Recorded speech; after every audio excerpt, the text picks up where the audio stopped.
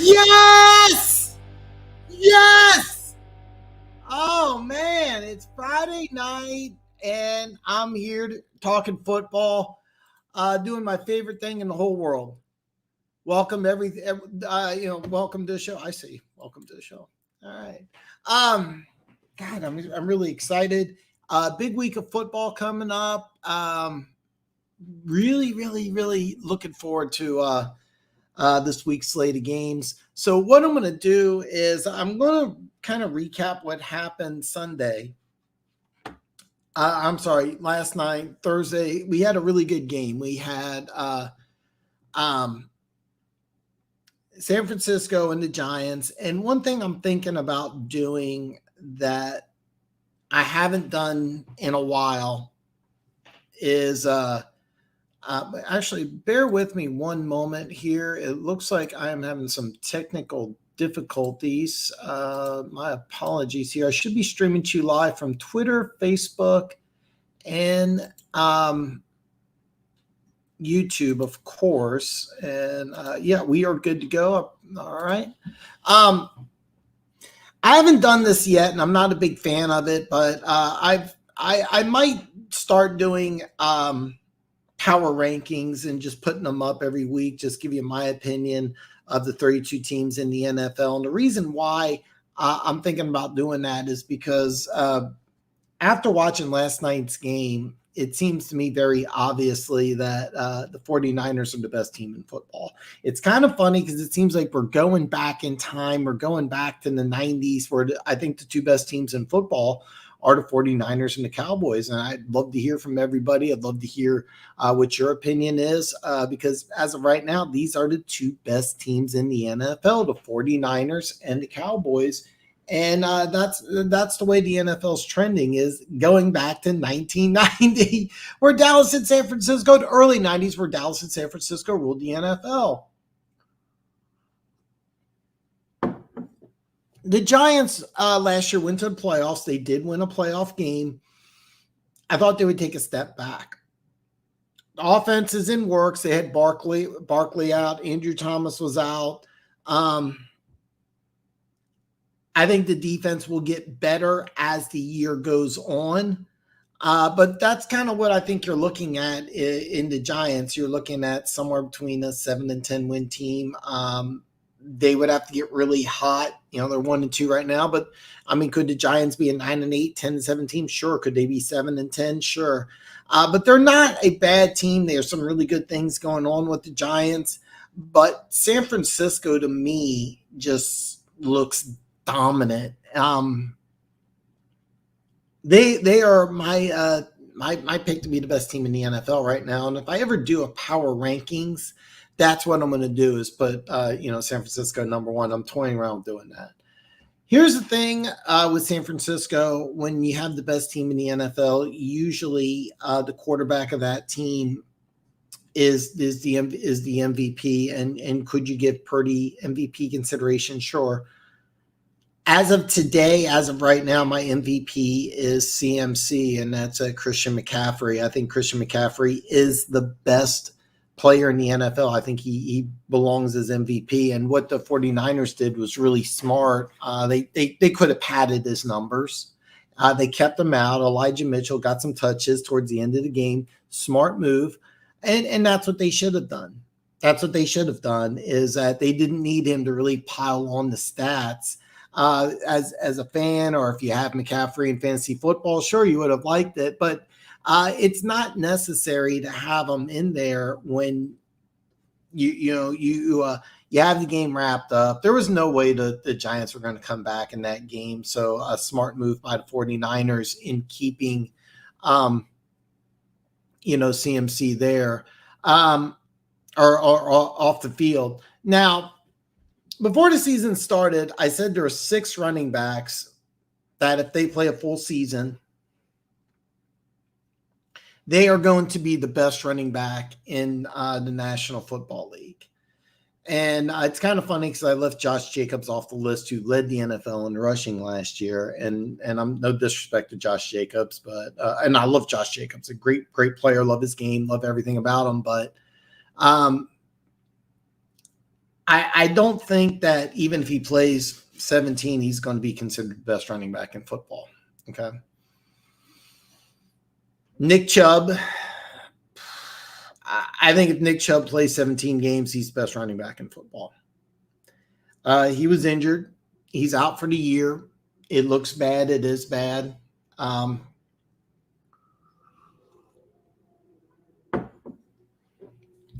a good situation for the Browns. I am going to talk about the Browns here in a bit. Saquon Barkley, you missed Thursday night. Probably the best athlete as running back. There's nothing the guy can't do. 230 with breakaway speed, crazy athleticism, owns like every Penn State weightlifting record. Ran a 4.41 at the combine, plays like he's a 4.4 guy, but he's 230. I wish he could play 17, because if he does, there's no ceiling how good Saquon Barkley can be.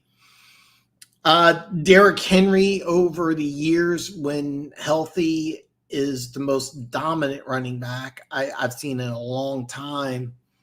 I think his time's passed. I think I'd take him officially off the list of guys that if they play 17 can be the best running back. Look, when you're that big, the wear and tear adds up so much faster. Reminds me a lot of Eddie George. Eddie George had this fantastic year. It was the year they went to the Super Bowl, lost to the Rams. He had over 400 touches. He was never the same after that season. That was his 5th year, 6th year. It just plateaued all the way down. And that's kind of what you're looking at when you're looking at a guy like Derrick Henry. Now, keep in mind, maybe next week he comes on, blows up, and has 200 yards, and I'll be forced to eat some crow. I don't have a problem eating crow. I don't have a problem saying I'm wrong, but this situation, look, when you're a big running back, you absorb lots of punishment. It just happens. Father Time's undefeated. I think that we're done calling Derrick Henry the best running back in football. I think we're done saying that Derrick Henry plays 17 games, that he's going to be a guy that's a threat to hit 2,000. I think those days are past. And I didn't watch the Chargers game. I've seen bits and pieces, but the offense doesn't look. If I'm playing the Titans, I try to take Derrick Henry out of the game completely, then work on Tannehill. That's the way I do it. And that's kind of where you're at right now if you're playing the Tennessee Titans. Jonathan Taylor, of course, is injured. He's going to come back in a couple weeks. I've said this many times that Jonathan Taylor is a guy I just have a massive man crush on. I absolutely love Jonathan Taylor. Listen, in the combine at 5'10", 226, it's funny, he's almost the same height and weight as Josh Jacobs. The difference is Taylor has that home run speed that Josh Jacobs doesn't. Jonathan Taylor gets into the open field. He can score from anywhere. Josh Jacobs never going to be a home run threat. Jonathan Taylor can be, and he's about 230. He's a power runner, but when he gets in the open field, he can score from anywhere. I'll be interested to see what happens. This is going to be a fun one. Jonathan Taylor, though, when healthy, if he plays a full season, he could be the best running back in football. Then you have CMC, who's my MVP. So good. The extra weight has given him the ability to break tackles. Not a guy who's a world-class speedster, but he can. I don't know how to describe his speed. It's definitely not world-class. I wouldn't define him as a guy that can score from anywhere on the field, but he can get long plays. Phenomenal receiver. Love CMC's game. A lot of fun to watch. My MVP. Do I think he plays all 17 games this year? Absolutely not. I think there'll be a stretch of games that he's going to miss. It's just the way it's been over his career. There's a lot of touches.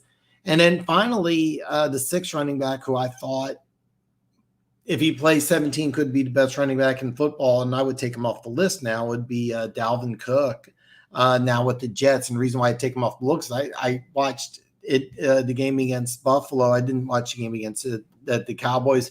The reason why I didn't watch it, there wasn't really much I would need to watch that I can learn from that game. I think Dallas is right up there with San Francisco. I think they're the top two teams in the league. And then you have you still have Philly, but when it comes to Dalvin Cook, I almost think Breece Hall's better. So bear with me one moment here. I am having some technical difficulties. My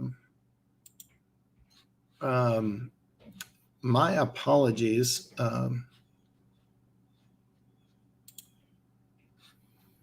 Because I am not sure how to fix this problem.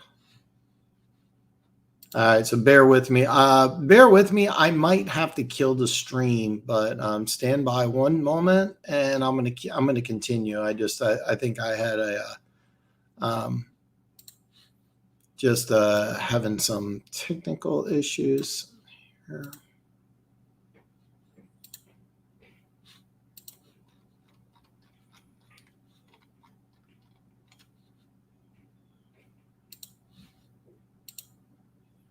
All right. I might have to end this show if I keep having these technical issues, but I'm gonna keep going for a little bit. We'll see what happens.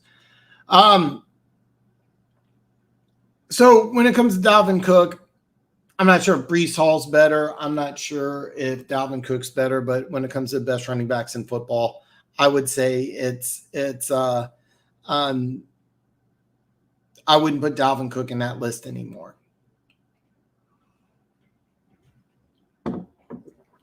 Out of running backs who may join that list, who may already be there, is Bijan Robinson. Bijan Robinson, 19 carries, 124 yards, had 4 catches for 48 yards, 172 total yards on 23 touches. He's a guy that there's no ceiling how good he could be. No ceiling or how good he could be. So I'm a huge fan of Bijan Robinson.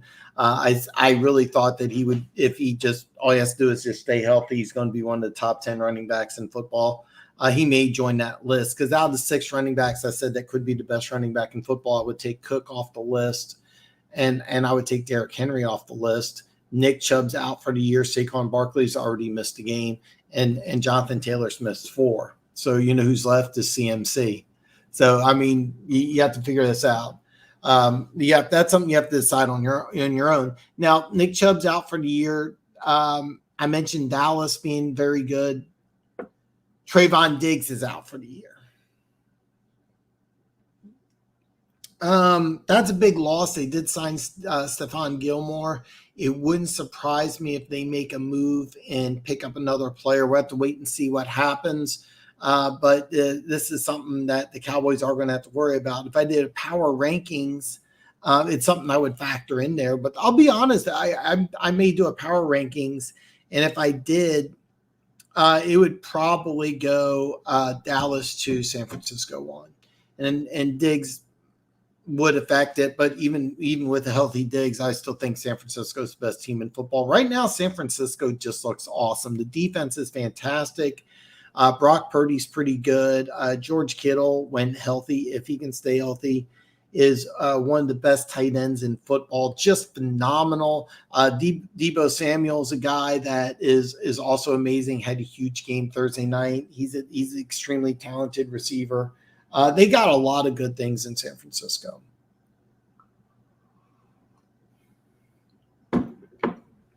A couple things also I wanted to point out. 2 quarterbacks sitting out, but I think 2 quarterbacks are injured. They're sitting out, but they're in completely different situations. Gooch, yes, it is live. I was having some system issues I think everything is here, but yeah, man, I'm glad you're here, man. Welcome, brother. I'm glad to see you, man. I have the talent watching, so that's always a good thing. The talent is in the building. Welcome, brother, man. It's good to see the talent here. I was going to talk about it's kind of funny that you joined at this time because I was going to talk about the two rookie quarterbacks who are out. And I think they're in completely different situations. Gardner Minshew is going to step in for Anthony Richardson. If the Colts are going to try to win this year, if they're going to try to be competitive this year, I think Gardner Minshew is a much better option than Anthony Richardson. I've never been a fan of Anthony Richardson starting day one. I think that was a big mistake. I think he should play, but I think you should use him like 4th and 1, 2-point plays, maybe some, garbage time at the end of the game. He should not be an NFL starter. All right. I was very adamant about that. Super raw kid, phenomenal talent. I really firmly believe he needs to sit for a year. That's the best thing that can happen if you're Anthony Richardson. Now he's sitting out because he's in concussion protocol. That's never a good thing. But I think if the Colts are going to try and win, I definitely think Gardner Minshew for 2023 is a better option. And I think when Richardson comes back, he should sit on the bench. Now, I understand the Colts logic. The owner came out and he was like, hey, look, we want to get this guy going right away. And look at the track record. Peyton Manning started day one. He turned out okay. Andrew Luck, he was en route to being a Hall of Famer, following in the steps of Peyton Manning. So I get it. This is a different situation. Peyton Manning, 4-year starter at Tennessee. I believe Andrew Luck was a 3 or 4-year starter at Stanford, or Richardson only a 1-year starter raw at Florida. I remember there was a lot of people didn't think he should have been the first-round pick. There was a lot of people. I did a video, should he be a first-round pick? And I said, yes, he had this one. I dissected this one throw they made against Florida State, and I said, this is a first-round pick, but there's so many things that was wrong with it. His mechanics were all kinds of messed up. But he made a throw probably 10 other NFL quarterbacks can't make. But I really think it's Colts' best interest if they take a step back with Anthony Richardson. Now, Bryce Young, on the other hand, is going to sit out. Andy Dalton's going to start.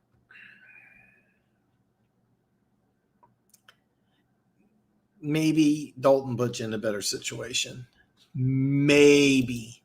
And I do say maybe because I'm not 100% sure. I'm almost convinced that with Gardner Minshew, with Andy Dalton, I'm not really sure you're getting an upgrade from Andy Dalton to Bryce Young. I'm not really sure. Do I think Andy Dalton would help you a little more than Bryce Young? And the answer is yes, and I do mean maybe. The whole issue with Bryce Young was that I didn't think he would be able to hold up.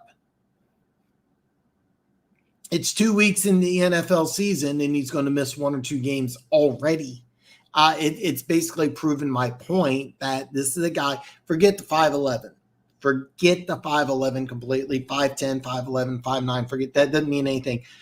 He was listed at 195, probably played closer to 180, 185. Can he absorb the type of punishment? Well, we're going into week 3 and he's already missing games. So that bothers me. Is it better to have, do you get a better chance to win with Andy Dalton than Bryce Young? I don't know. I think with Gardner Minshew, you definitely do. And I think that if I'm the Colts, even if Richardson gets through concussion protocol, I still have him sit next week.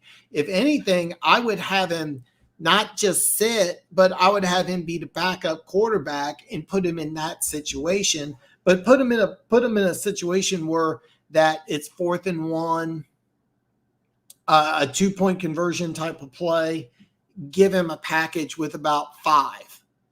And that about 5 plays. And that's what I'd like to see out of Richardson. I think he needs to sit. With Bryce Young, I think when he's healthy, I would probably just throw him right in there. It would be interesting. The Panthers are 0-2. Every other NFC South team is 2-0. So Gooch disagrees. He says, I think it should be reversed. Richardson sits because any modicum of success, and he doesn't work on it because he's talented. Bryce in the SEC has played NFL talent.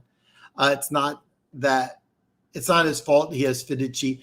Well, I know their left tackle is pretty solid. Actually, to be honest with you, I don't think either O-line is really bad. Both quarterbacks played in the SEC. Both played against NFL talent, and both, I think the offensive line situations are similar.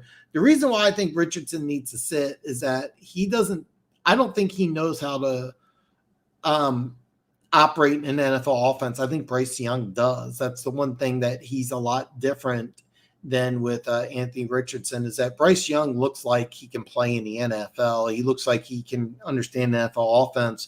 When you throw Anthony Richardson out there, you got to do a lot of the same stuff they did in college. I watched that game against Jacksonville. He ran essentially a college offense, and Jacksonville's a little off guard by it, but the NFL can adapt to that very fast. But yeah, all else.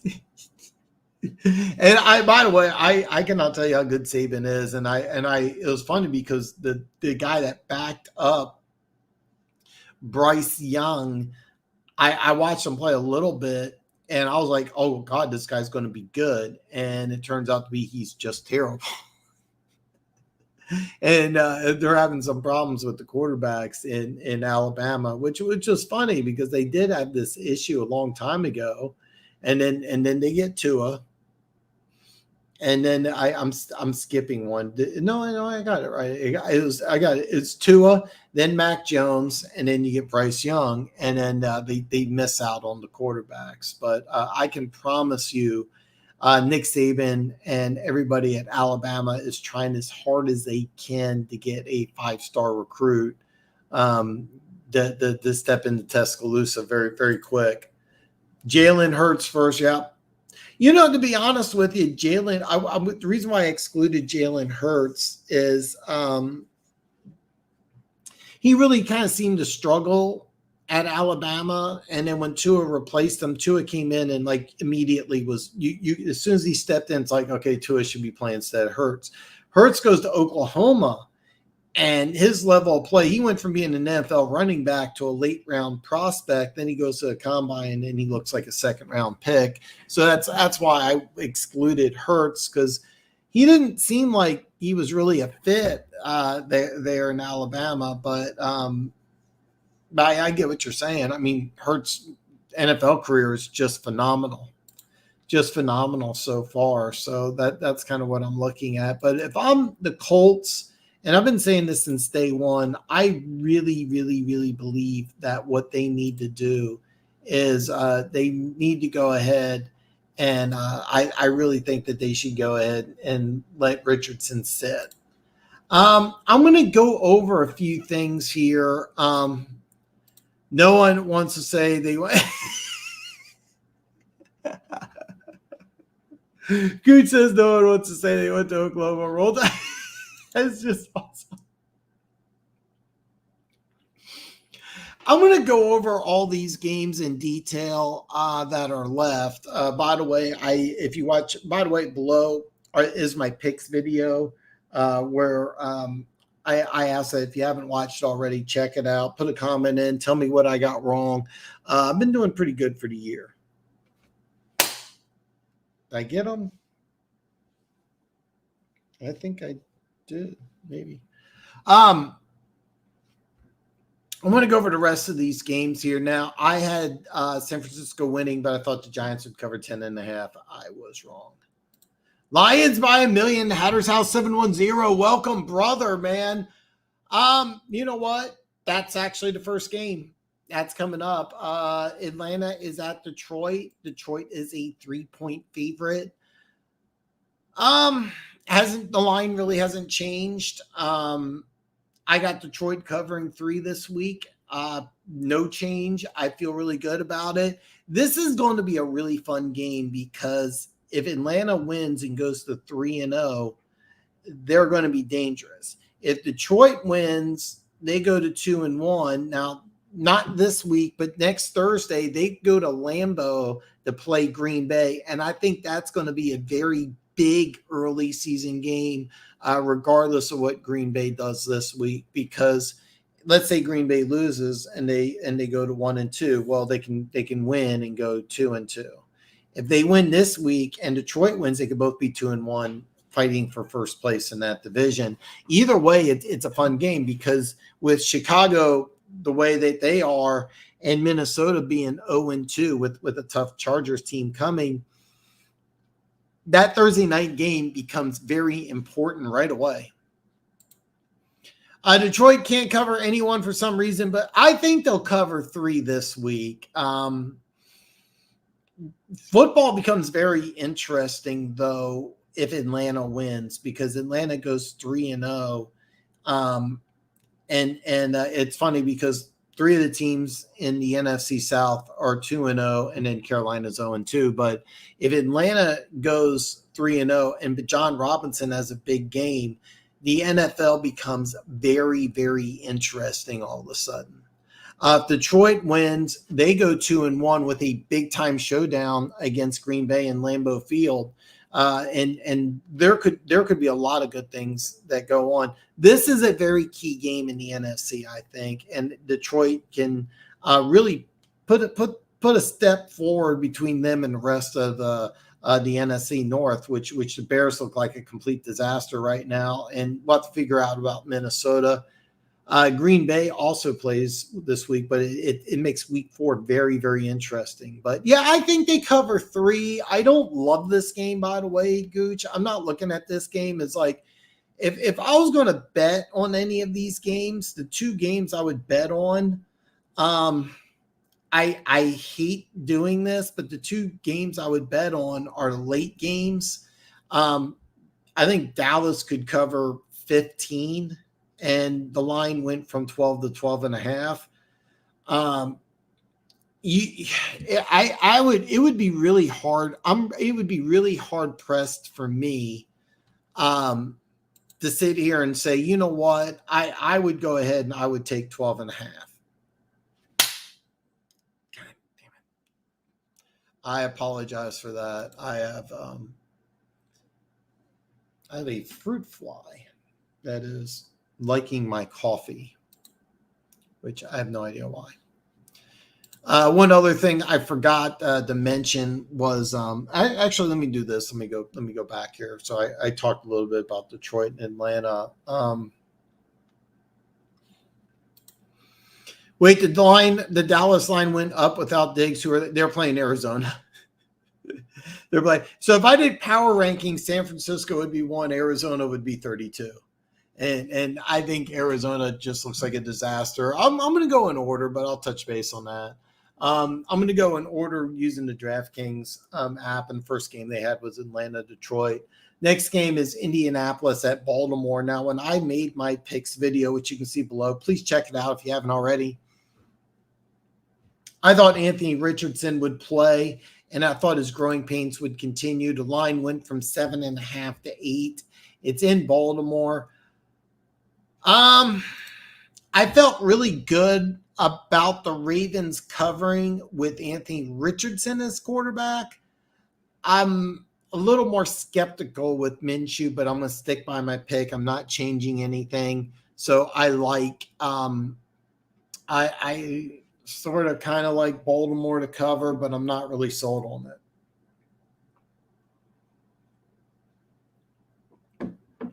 Not really sold on it. It's a game I'm really looking forward to because Baltimore wins this game, and I would be beyond shocked if they didn't. They're going to be 3-0, and they're putting themselves in a really good position in the AFC North that's a little beat up. Next is Buffalo traveling to Washington. I'm going a little weird here because I got Buffalo winning. I got Washington covering 6.5 at home. I kind of like that simply because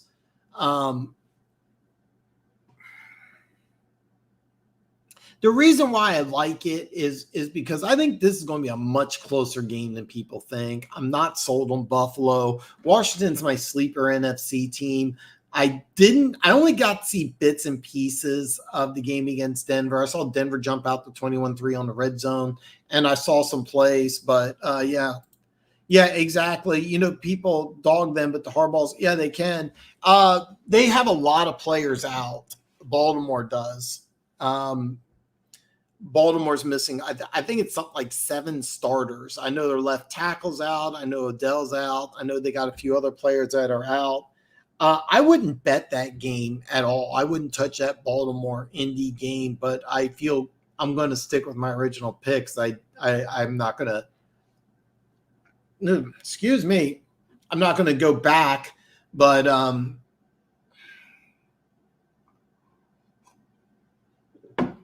side note, I've been drinking 3 energy drinks a day, and it's been affecting me. So I haven't had one today. I'm a little off, and I'm drinking coffee. Just doesn't have the same effect. But I've realized that I have way too much caffeine in my system. So I'm trying to wean myself off energy drinks, but they're highly addictive. Yeah, they're in Baltimore's all beat up right now. With Buffalo, Washington, I think this is going to be a surprisingly good game. This is a game I think that a lot of people are really going to enjoy. I'm sticking with Buffalo winning, but I'm not 100% sure. Gary, what's up, brother? What's the least amount of starts then? What is the least amount of starts then an offensive lineman should have in college football before entering the NFL draft and going pro in the NFL? There's not an answer. There's not an answer. Tyron Smith. Tyron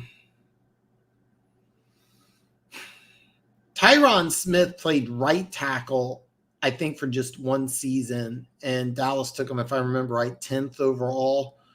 And just immediately day one put him on the left side. There's a guy, Brandon Albert, played for the Chiefs, actually played guard. His teammate was, I think, the 6th overall pick at left tackle for I think it was for Baltimore, and I'm drawing a blank on his name. This was 2007. And Brandon Albert was drafted. They started him day one at left tackle. He had a really good NFL career. It's different for everybody. It really is. I think that you could get a guy, maybe could play one season in the SEC, and that's good enough. I think others you may need 3. One of the big things is for a left tackle, and I've seen this over the years. I know Eric Fisher, he was number 1 overall pick in 2013, played left tackle in Kansas City, won Super Bowl with the Chiefs, had a decent career, not one that the number 1 overall pick should have. But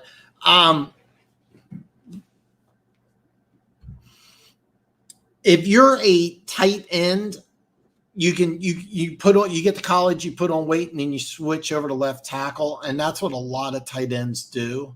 A lot of tight ends can put on some weight once they hit college. Darnell Washington, tight end for Georgia, went to Pittsburgh in the 3rd round. I really think somebody should have told him, hey, listen, you put on 25 pounds, you move over to left tackle, you're probably the number 1 pick in the draft. Instead, he's going to probably play in the NFL 12 years and be a decent backup tight end, and he could be a stud left tackle. It's different for everybody. Always saw an offense. I don't believe that at all. Every player is a little different. The reason why a lot of linemen have that many starts is because if you're an NFL caliber offensive lineman, you should start ideally as a freshman or sophomore. If you're an NFL caliber offensive lineman, even in the SEC, you should start right away. I get that. there's also some people like Eric Fisher was a 2-star recruit as tight end. He got the Central Michigan, and he put on like 30, 40 pounds in his redshirt season. They're like, hey, look, go over to tackle. There's a guy for the University of Miami when they had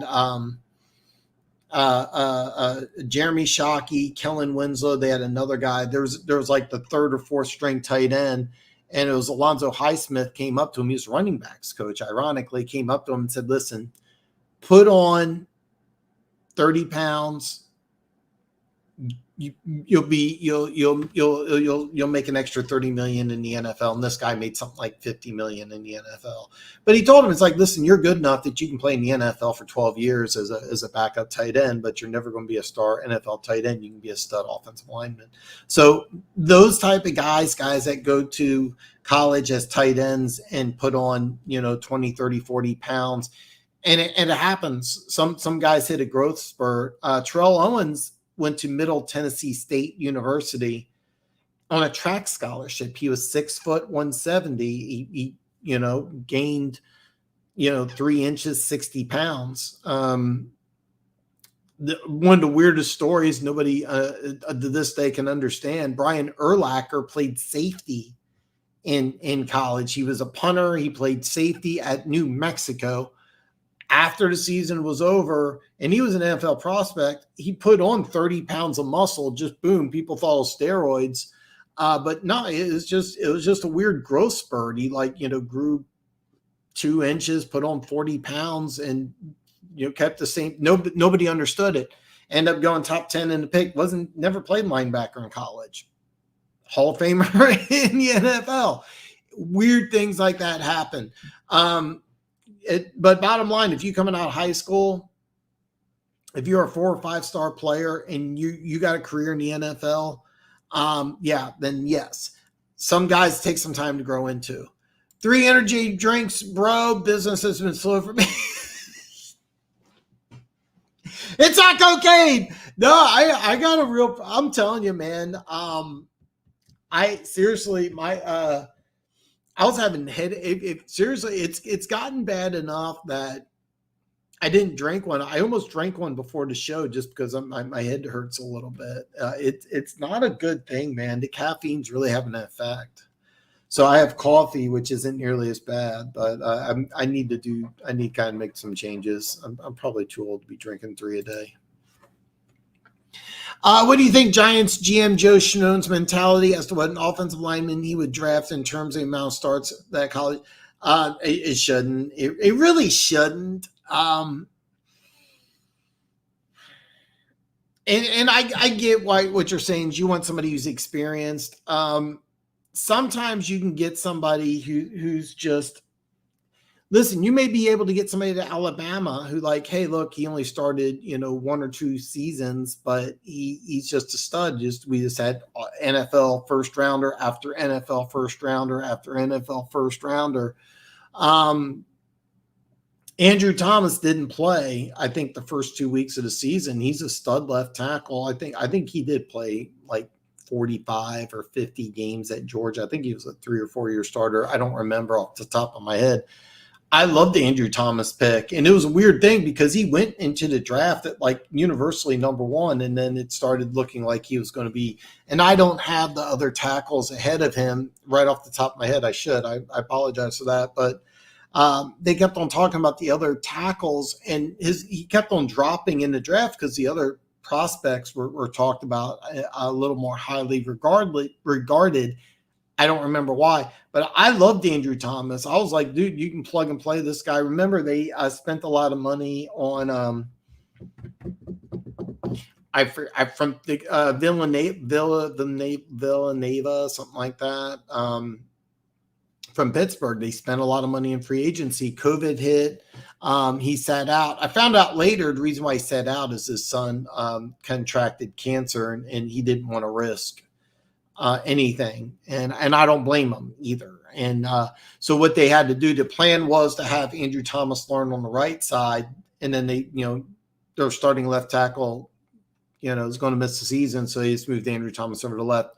really struggled year one. I can't remember if it's 3 or 4 that he's on now, but last year he played really well. When he comes back, the Giants offense will be better. Also, keep in mind, many starts don't equal NFL talent, and some people peak in college. Yeah, if you start, the guy, second round pick out of North Dakota State to the Bucks. Drawing a blank on his name, Cody Mock. Okay. I think he started 40, 45 games at North Dakota State University. That's good. But it's not really necessary. And a guy like Cody, if I remember correctly, Cody Mock put on some weight. Like he came in. I don't think he came in as a tight end, but I think he came in as an undersized offensive lineman, like redshirted year one, then put on like 30, 40 pounds. And they're like, oh shit, this guy's going to be an NFL player. And, we're North Dakota State. So they felt pretty good. And that's what ended up happening. So,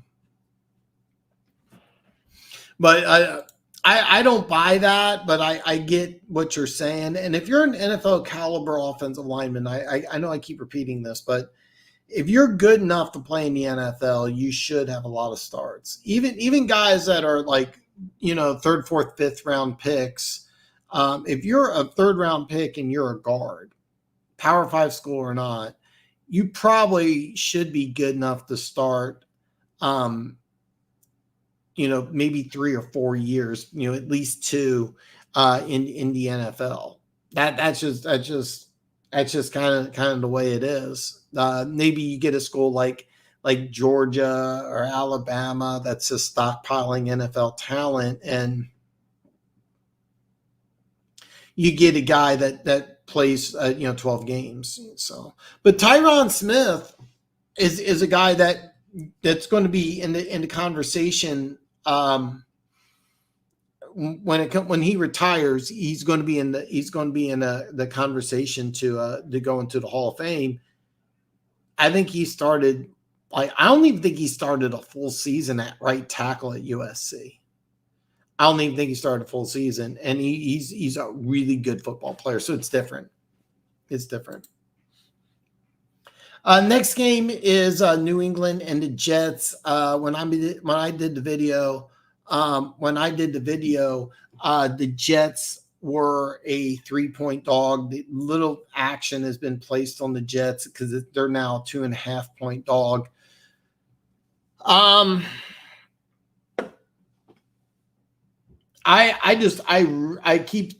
a big fan of the Patriots. They played their first 2 games tough. The offense, I think, is still a work in progress. The Jets are just in a bad situation. The Jets are just in a bad situation. I'm gonna level with you. I don't like to do this, but I would be shocked if New England didn't win this game by at least a touchdown. I really would. I would be shocked.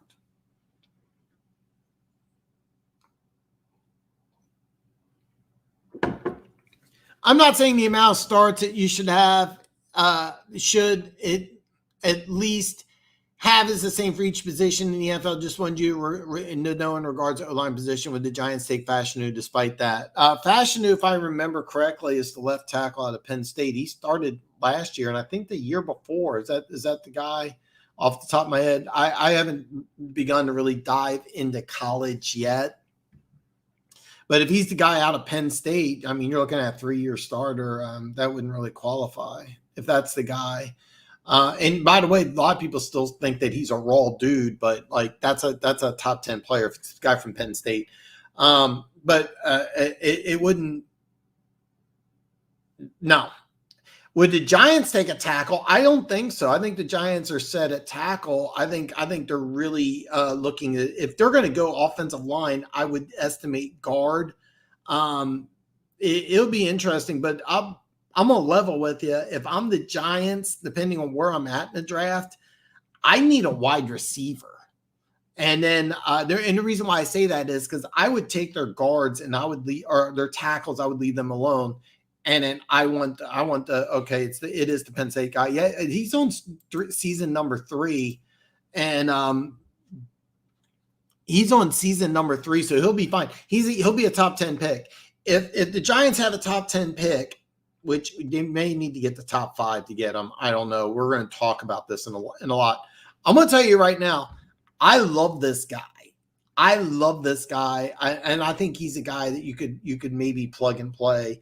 And we'll find out how high he goes. Probably top 10 in this draft because you have some quarterbacks.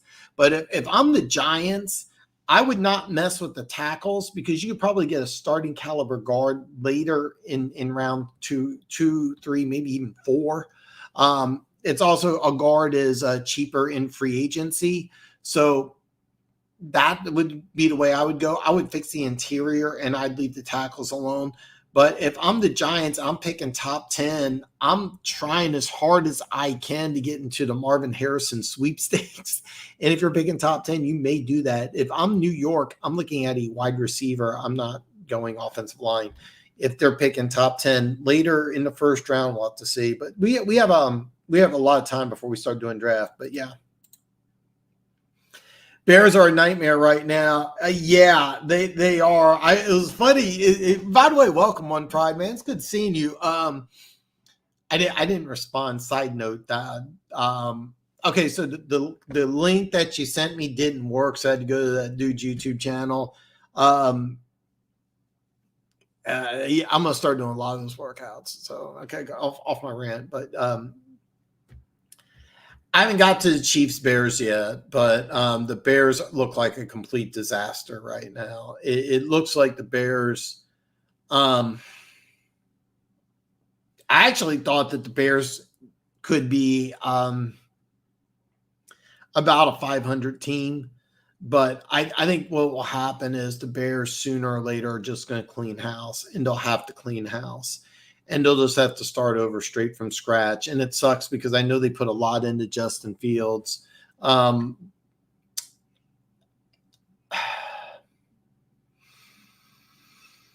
It's weird because Kansas City is not like to cover big spreads.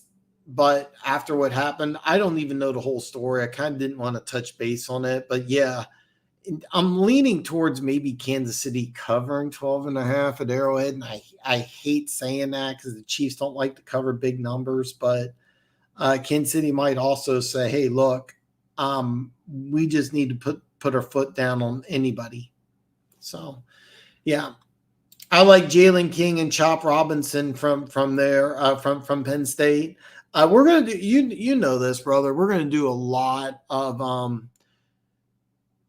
we're gonna do a lot of draft stuff. I haven't really dove into it yet. I really haven't. My work schedule is crazy.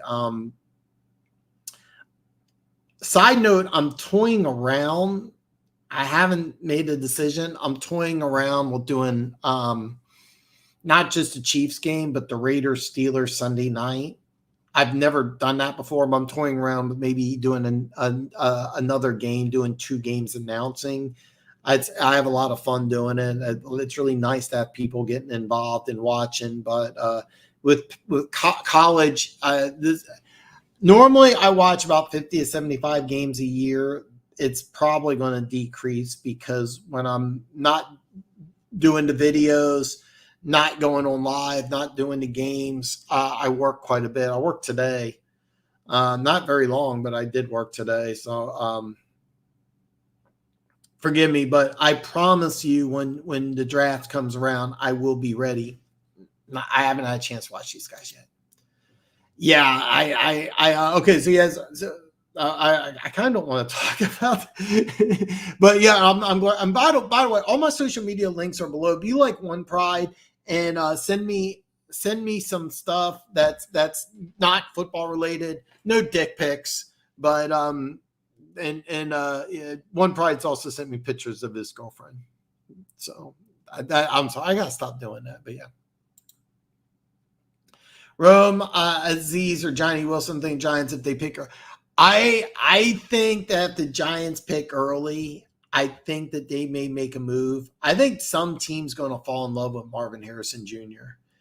And I think if I'm the Giants, if I'm picking top 10, it's yeah.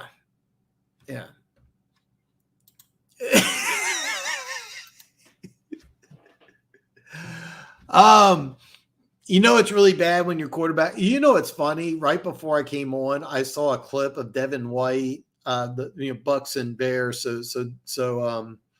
Um,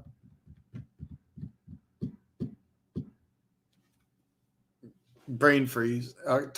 50 minutes in the show, brain freeze. The wide receiver who's DJ Moore. Okay, so DJ Moore played in the NFC South, so he's talking to Devin White, and Devin. I just saw this. So Devin White's like, man, they're not using you right, and he goes, yeah, tell me about it.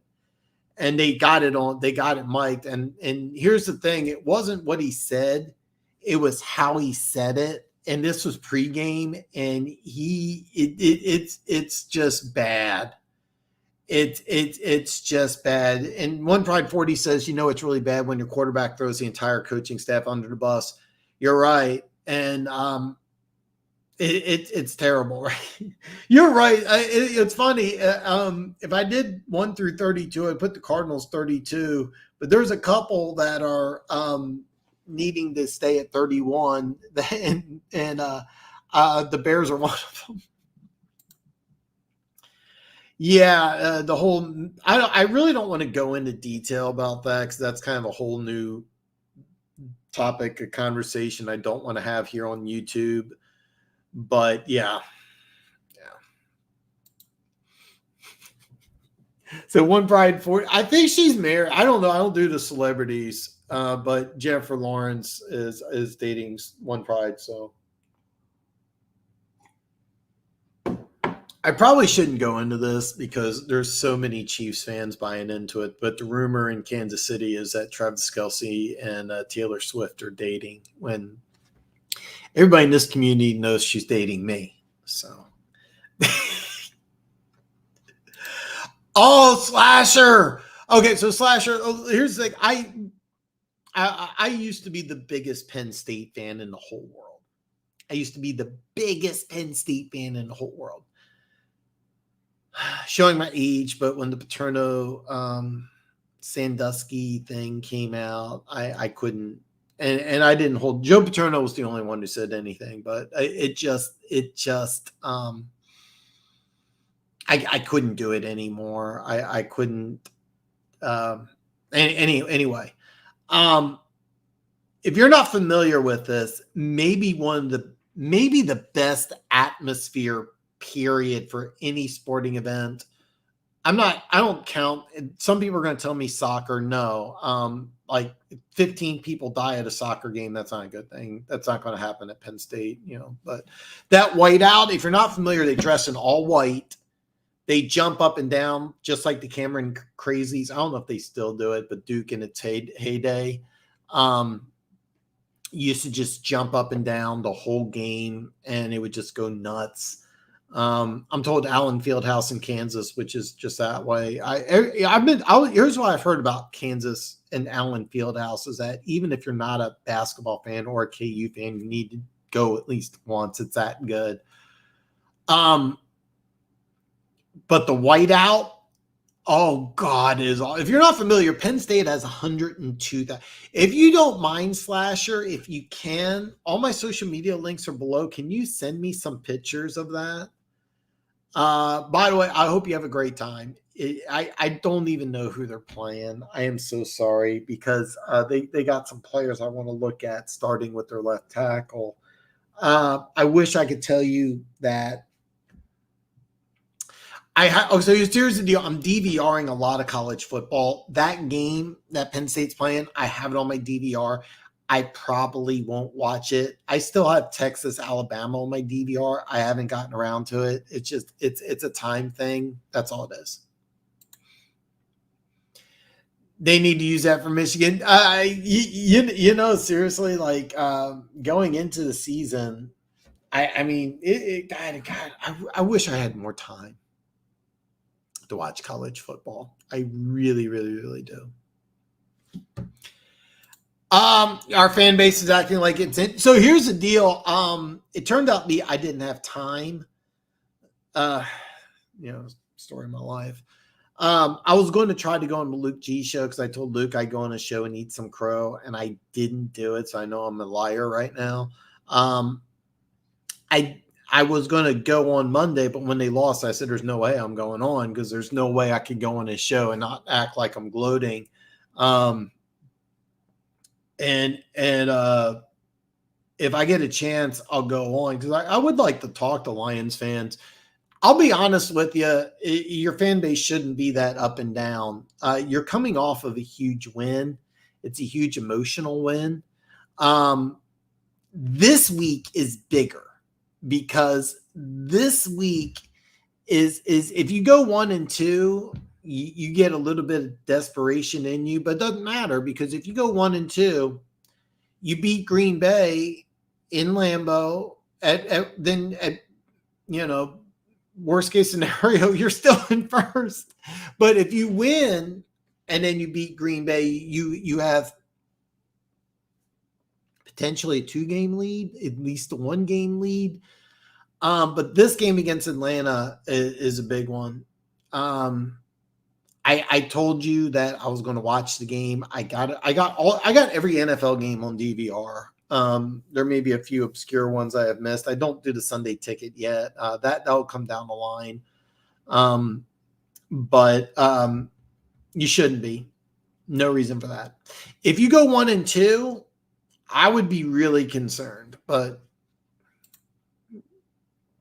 yeah, the Bears DC resigned. It's really weird. I really do. I should know this, but I'm not going to. But whenever the Bears have a bye week, like it wouldn't surprise me if it's late in the year if they just clean house. Like everybody's gone. Everybody's gone. There's a video of me and her on my subscribe to the One Pride OnlyFans. It's $99.99 a month. And I say that because I know One Pride subscribes to my OnlyFans where it's all nude. So he loves that.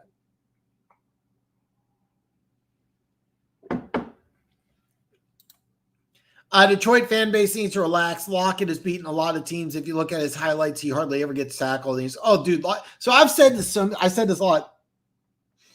Upside, of course, is DK Metcalf, but Lockett's a better player. Lockett's a better player. Lockett is the better player. He really is. Lockett's 5'10", 180, probably runs in a 4.6 range, catches everything, runs phenomenal routes. DK Metcalf looks like the Incredible Hulk, maybe the fastest player in the NFL, not named Tyreek Hill. And I would take Lockett any day of the week. I didn't get a chance to watch the game. I know I said I would, but I didn't have a chance. Gooch is 100% correct. Detroit needs to relax. Maybe they were a little too high after beating the Chiefs. I don't know. But that kind of seems like that's what it'd be. Yeah, you should be that. I'm glad you're not that way.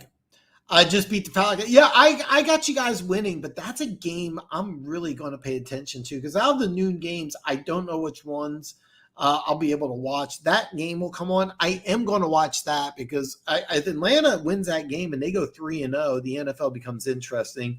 I'll kind of go ho-hum if Detroit wins it because they'll be 2-1 and Atlanta will be 2-1 because I'm really paying attention to Detroit. You know what? I don't want to do this. I know Luke G stole my idea. I may go live and broadcast. I don't think I can, but I would love to go live and broadcast Lions Packers. I would love to do that. I do. I would. I'm not really sure what you're looking for, but it would be interesting. I don't think any of the Big Ten looks. I'm assuming you're saying elite. Too many good games to watch tomorrow. I can never keep up watching all football Sunday. Yeah, I would love to watch. It's just a time issue. I would love to watch a ton of college football. After the season's over, I go back and I start watching games. like the East-West Shrine game, All-Star game, all those college games. I get really into the draft. You know this, Slasher.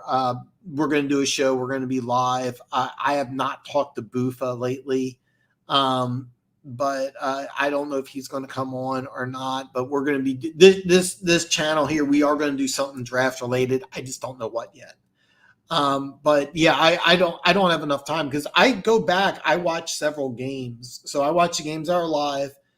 This week I did the Chiefs game and then I watched the Red Zone because they had Jets and Cowboys. And I was like, unless the game looks interesting, I'd rather watch the Red Zone so I can watch multiple games. And then I go back and I try watching a couple games a week. And I have a lot of things on DVR too. So the Green Bay game is going to be a lot of fun. I might go live. I just don't think my work schedule will allow it. And I know Luke G's doing it, and I want to tune in. If I can, I would love to give Luke G some love. I love that dude. And I owe him because I told him I'd come on the show. I'm a liar to him right now, and hopefully he forgives me.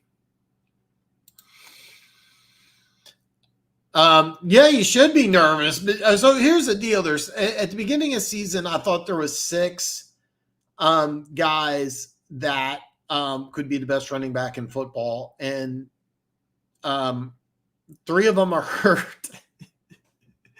Or I'm sorry, 4 of them have already missed games. I'm not including Josh Jacobs and Dalvin Cook. It may be replaced by but John Robinson. If CMC goes down, who's the best running back in football? It might be John Robinson. So he should scare you. The other running back they have, a former 5th-round pick, second-year player out of Utah. I'm drawing a blank on his name. He's a guy I really like too. He's a pretty good player. They have a nice 1-2 punch. Atlanta's going to be a fun team. It's going to be a great game. I really hope, even though it's 2 NFC teams, no, actually, to tell you the truth, the game I really want to watch Chargers and Vikings. I'm sorry, it's just AFC West team. I do think the Falcons have a real chance of winning, but John can really do it all. I think they're letting the reins loose on them too. Absolutely they are. And the other running back they have gives them a nice 1-2 punch, so you don't have to beat them up. And they got weapons too. It's just a matter of time. And I think that Arthur Smith, the coach, has to get to the playoffs this year. Absolutely, they can get to the wild card round. Ali G, yeah, we got it. But defensive line was getting no. That's what I heard. That's what I heard. Funk joined the live stream. He was giving me updates. He's like, I don't know what's going on. This defense looks like they're just not doing anything. Aaron Glenn wasn't making any adjustments. He put up a good game plan against Kansas City week 1. Yeah, that's okay. You were there when I went on Luke G's show, and I said, listen, is there a chance that you guys let him go at the trade deadline, which is the bye week, which for you guys would be week 9? And I thought it made a lot of sense. And you guys are adamant. I say you guys, you and Funk were really awesome to me when I went on Luke G's show. I got a lot of hate. No, I did it, and I get it. I'm predicting Chiefs win big, so yeah. But I think that if your defense is bad, you might need to make a switch. I really believe that. To me, it just makes sense. But yeah, people are saying John Fox. That would not be a bad move. I like John Fox. I like made terrible teams. Yeah, exactly. But There is talent on this defense, and John Fox is an excellent defensive coordinator, so I get it. Next game up is Tennessee traveling to Cleveland to play the Browns. The Browns were a 3-point favorite. Now they're a 3.5. They signed Kareem Hunt, who was in Cleveland after he got cut from the Kansas City Chiefs due to off-the-field issues. How much will he be able? I think he'll step in right away and be able to contribute, not completely. I'm sticking with my pick. I like Tennessee. I think Tennessee wins this game. If I'm Cleveland, what I do, and I think Stefanski might get fired, which a lot of people would be surprised about. But I think that they can't get to the playoffs, and the more and more it looks like they're not going to be able to. He built this offense to be a run-heavy offense around Nick Chubb. And Nick Chubb's out. And what they're doing is it looks like they're just going to use Jerome Ford, 4th or 6th round pick out of Cincinnati. By the way, I love Jerome Ford out of Cincinnati. Love Jerome Ford out of Cincinnati. Kareem Hunt, nice 1-2 punch. If I'm Cleveland, though, this is Stefanski. In order to keep his job, he's got to change what he does offensively. They need to become a 3-4 wide receiver set. They need to run RPOs. They need to just let Deshaun Watson cook. They need to let this needs to be Deshaun Watson's team. They need to become a pass heavy team.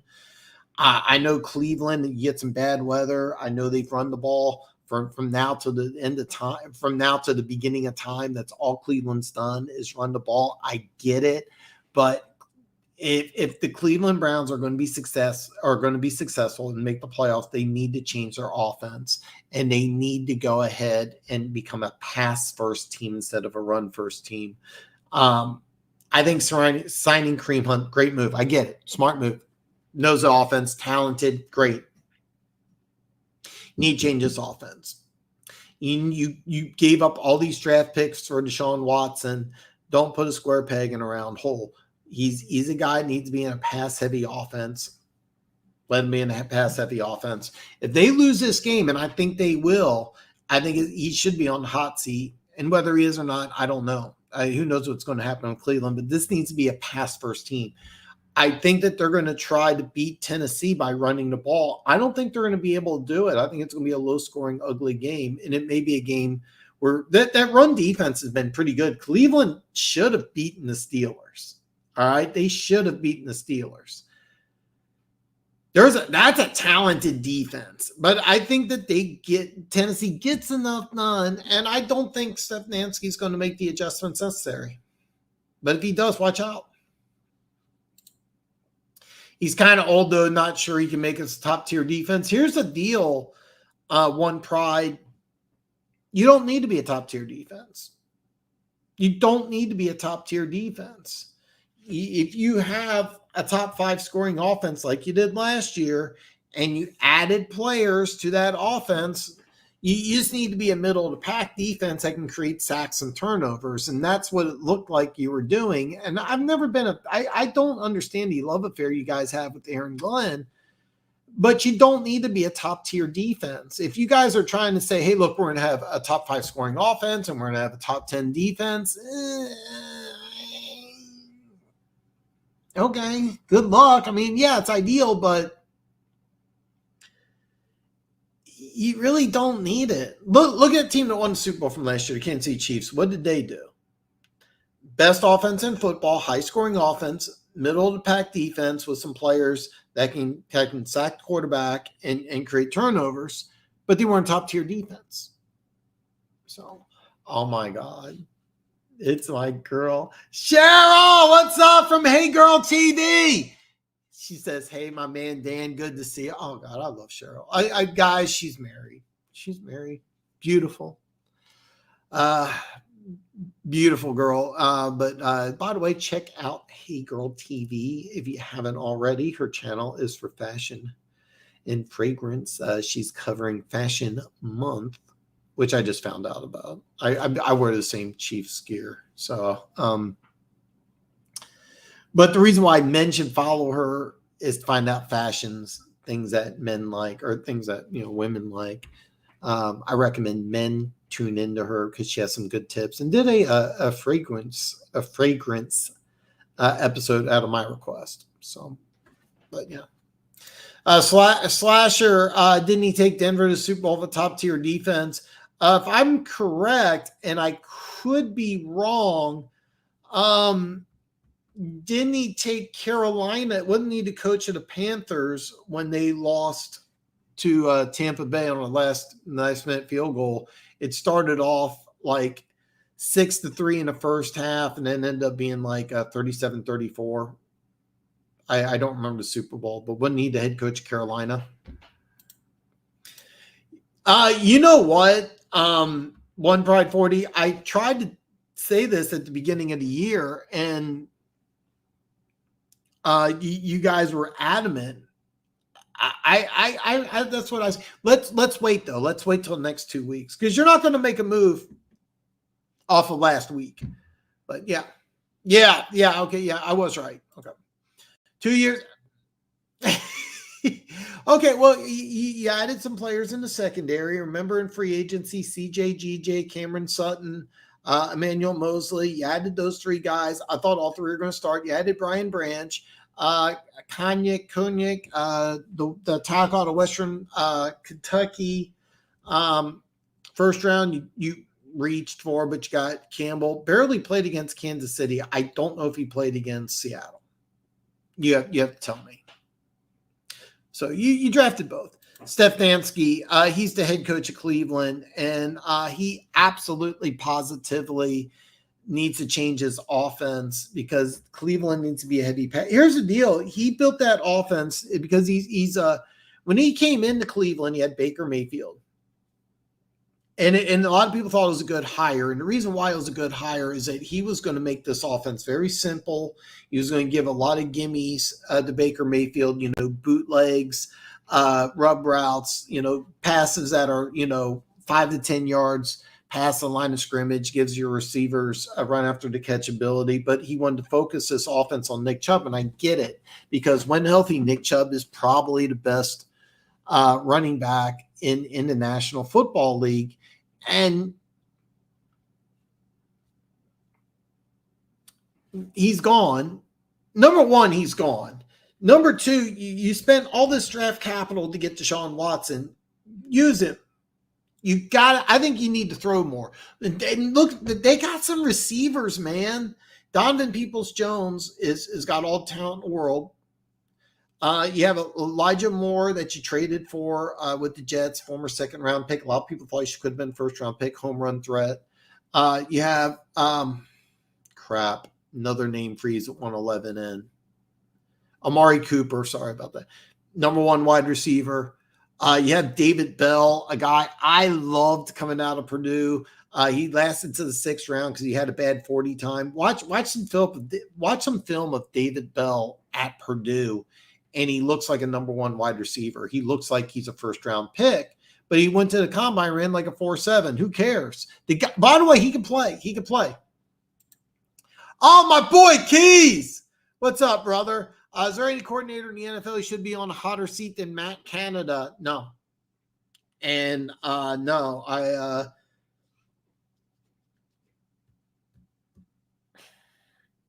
thought maybe Deontay Johnson's out. I didn't see Broderick Jones. He was the first-round pick that you traded up for, offensive lineman out of Georgia. And I thought he was a plug-and-play type of guy. I don't know if he's hurt. I don't know if he's injured. I don't know the deal.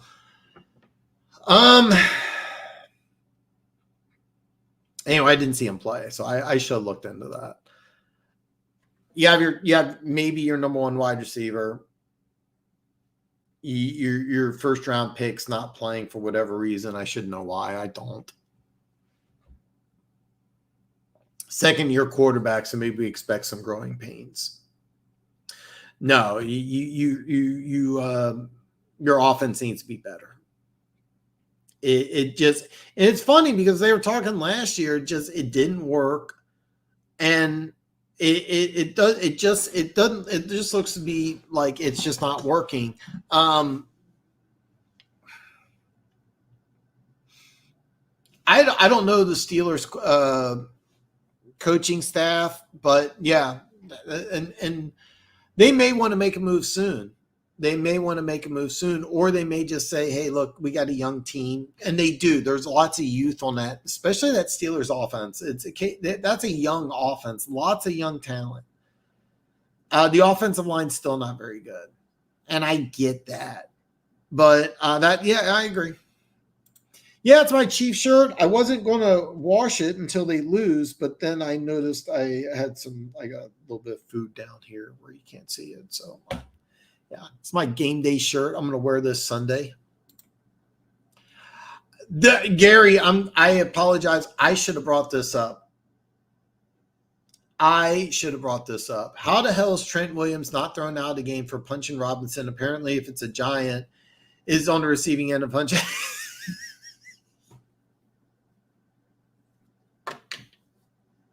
Okay. Fans do this. Over the years, it's funny how fan bases are, but when Trent Williams threw a punch, and he did throw a punch, it was very clear. I thought he was going to be ejected immediately, and they called offsetting penalties. I have no idea why. He will be fined.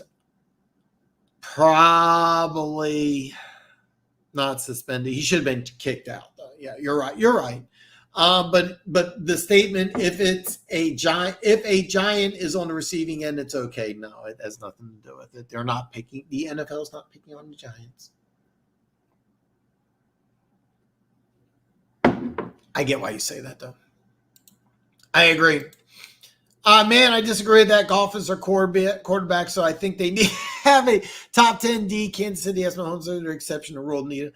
I don't think so. I don't think they need a top 10 D. I mean, it also depends on what your expectations are in Detroit. I mean, you got a lot of young players on that team. In my opinion, I think that if you're Detroit, your goal should be to make the playoffs. I don't think their goal is Super Bowl.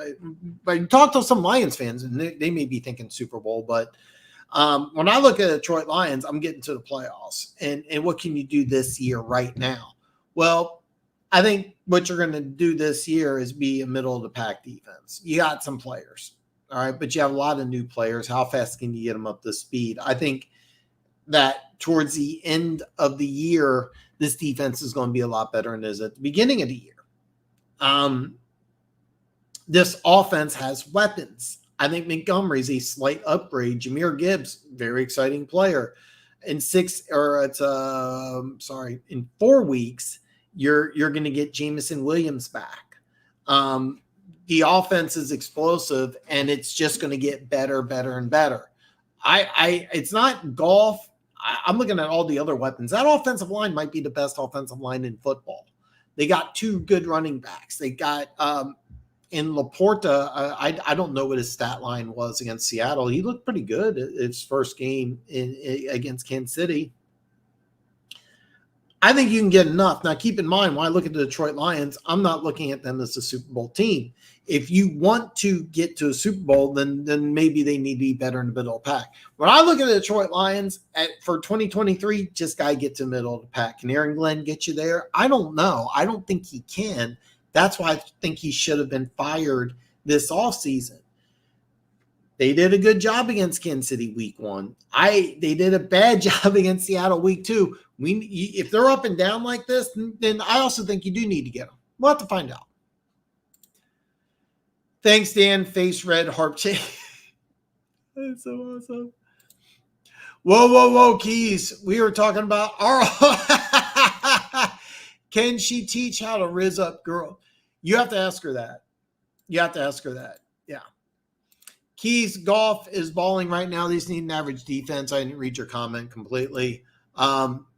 Also, if you have Hayden Hutchinson, Jack Campbell, and Derek Balls are balling right now. Keys heard of Aaron Glenn. I think if you have a player like Buckner, revolutionize your whole so you think that you want another guy. Eagles had the number 1 O and the number 1 D in the NFL, and the runner-up to an MVP, then he win the Super Bowl. Anyway, I was disagreeing with what Dan said one pride. Remember, as the Lions as my NFC pick, I think the D will get there as the season goes on, barring injury or some kind of meltdown. Top 20, no, two top 20. Okay. Your defense completely, it changes along with a DC. That's kind of the whole point.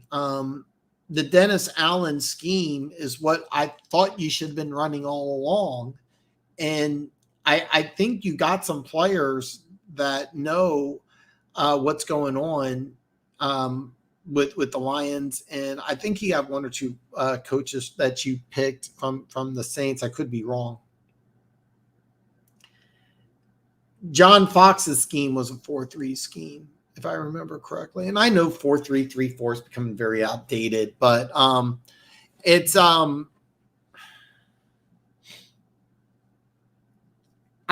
I look at the Lions, I think that they're running the wrong scheme.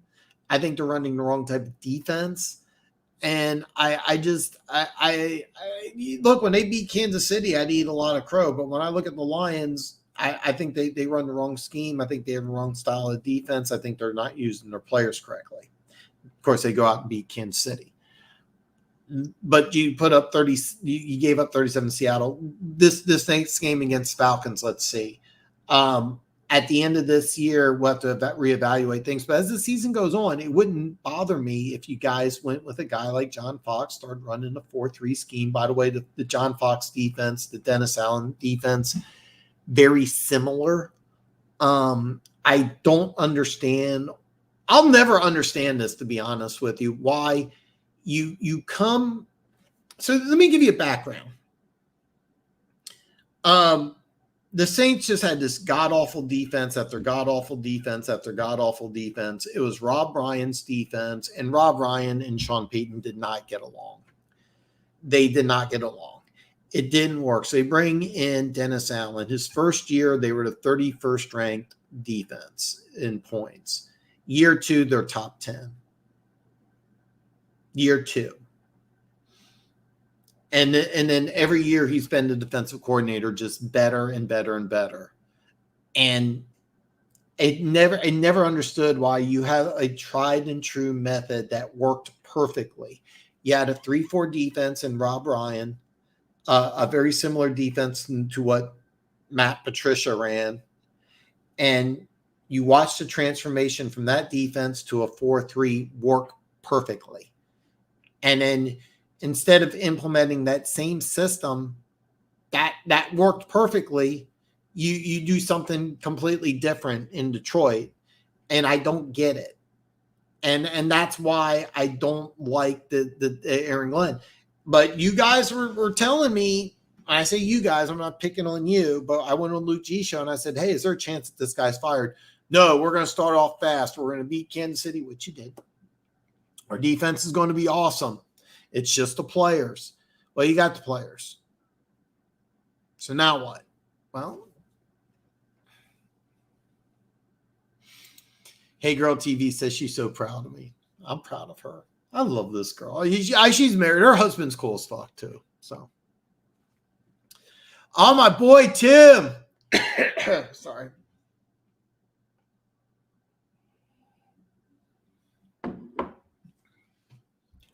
Tim says, just tuned in. I've been watching Odessa Pleasant Hill. By the way, that's a good game. Both ranked in the top 10. Missouri, great game. Yeah, it is a great game, actually.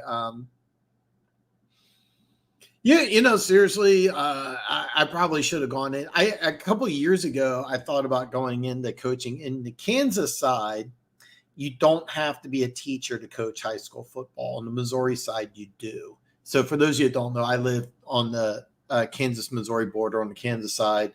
Tim lives in a very small town in Missouri. I'm not going to reveal it just in case, but I don't think he'd mind. But anyway, there's a large part of me that feels like I should be coaching football on some level, but I have no ambition to be a teacher. But would I love to coach like on the Kansas side? I came very close to doing it, and I just never did. But high school football, something that I don't have time to watch college football, so let alone high school football. But it's something I think that I could. I think I would be an awesome high school football coach. I got what is that?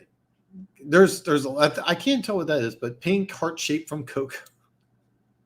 I agree. I don't think Aaron Glenn is that dude. Also, he got to go. Luke G loves Aaron Glenn. Our whole fan base hates him.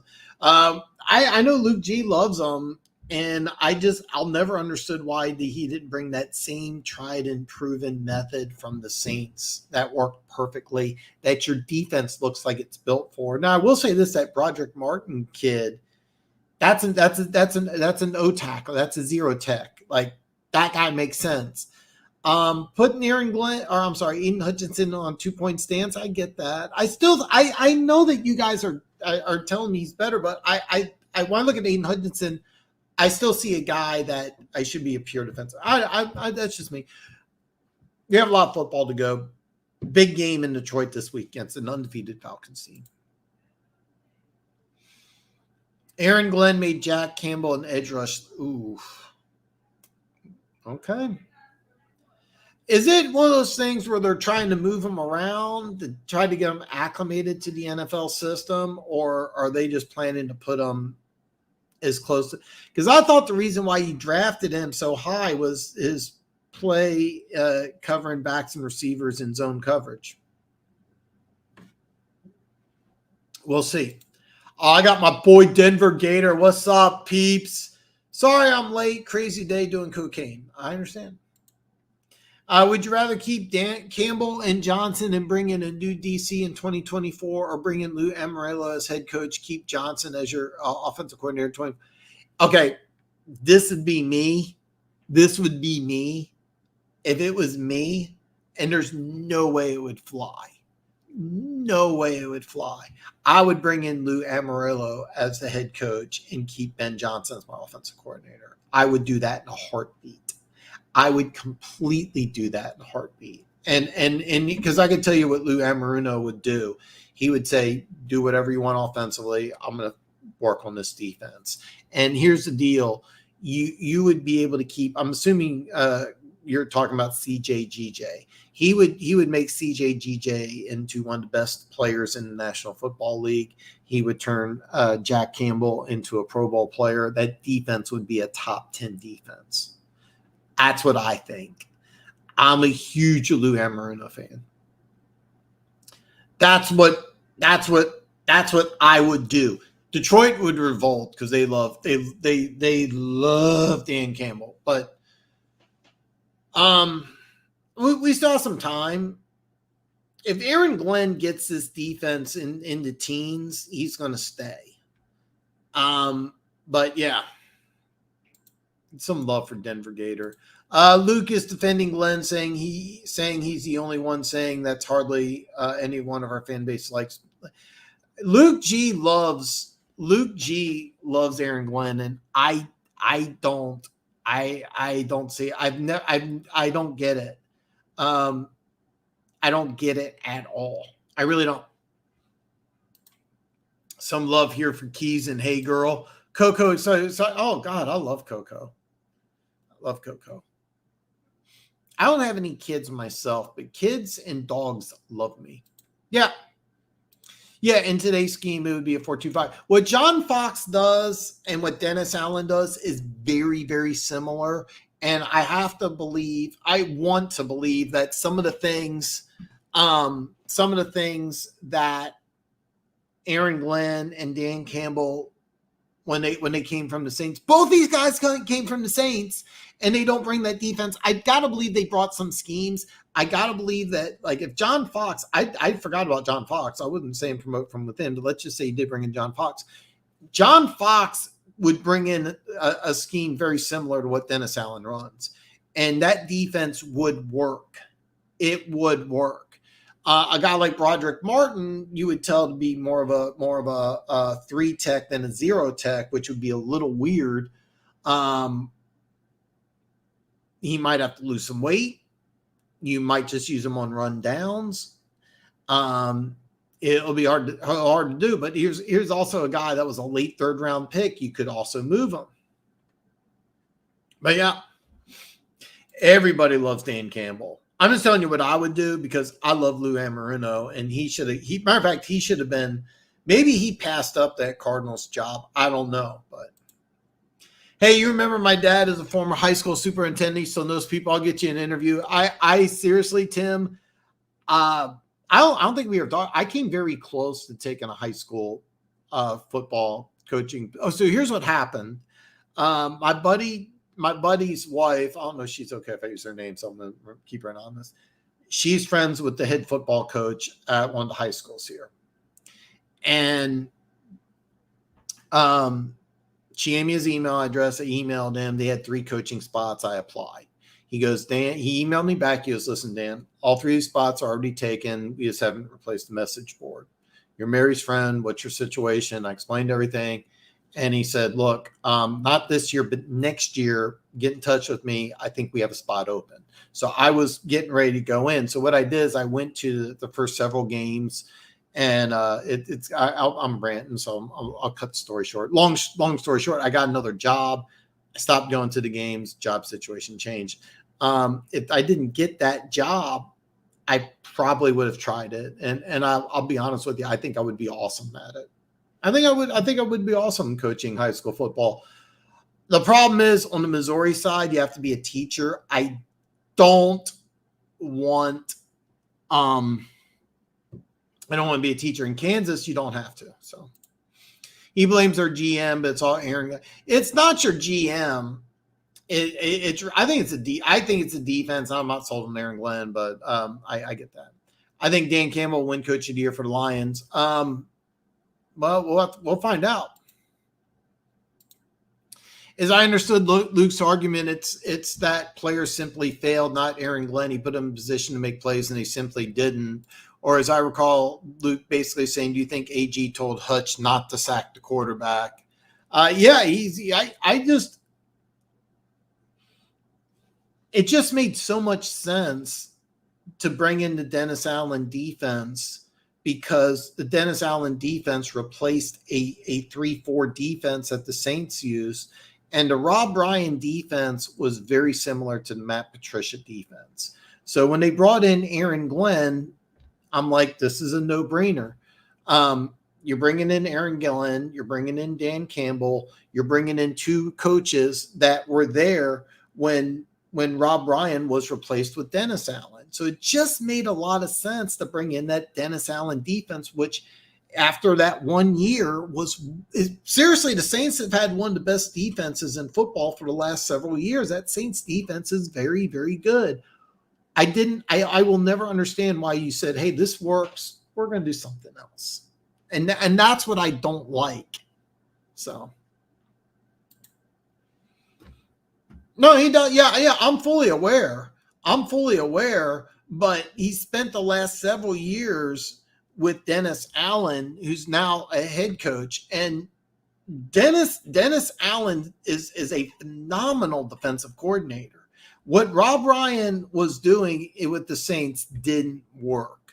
What Dennis Allen did work.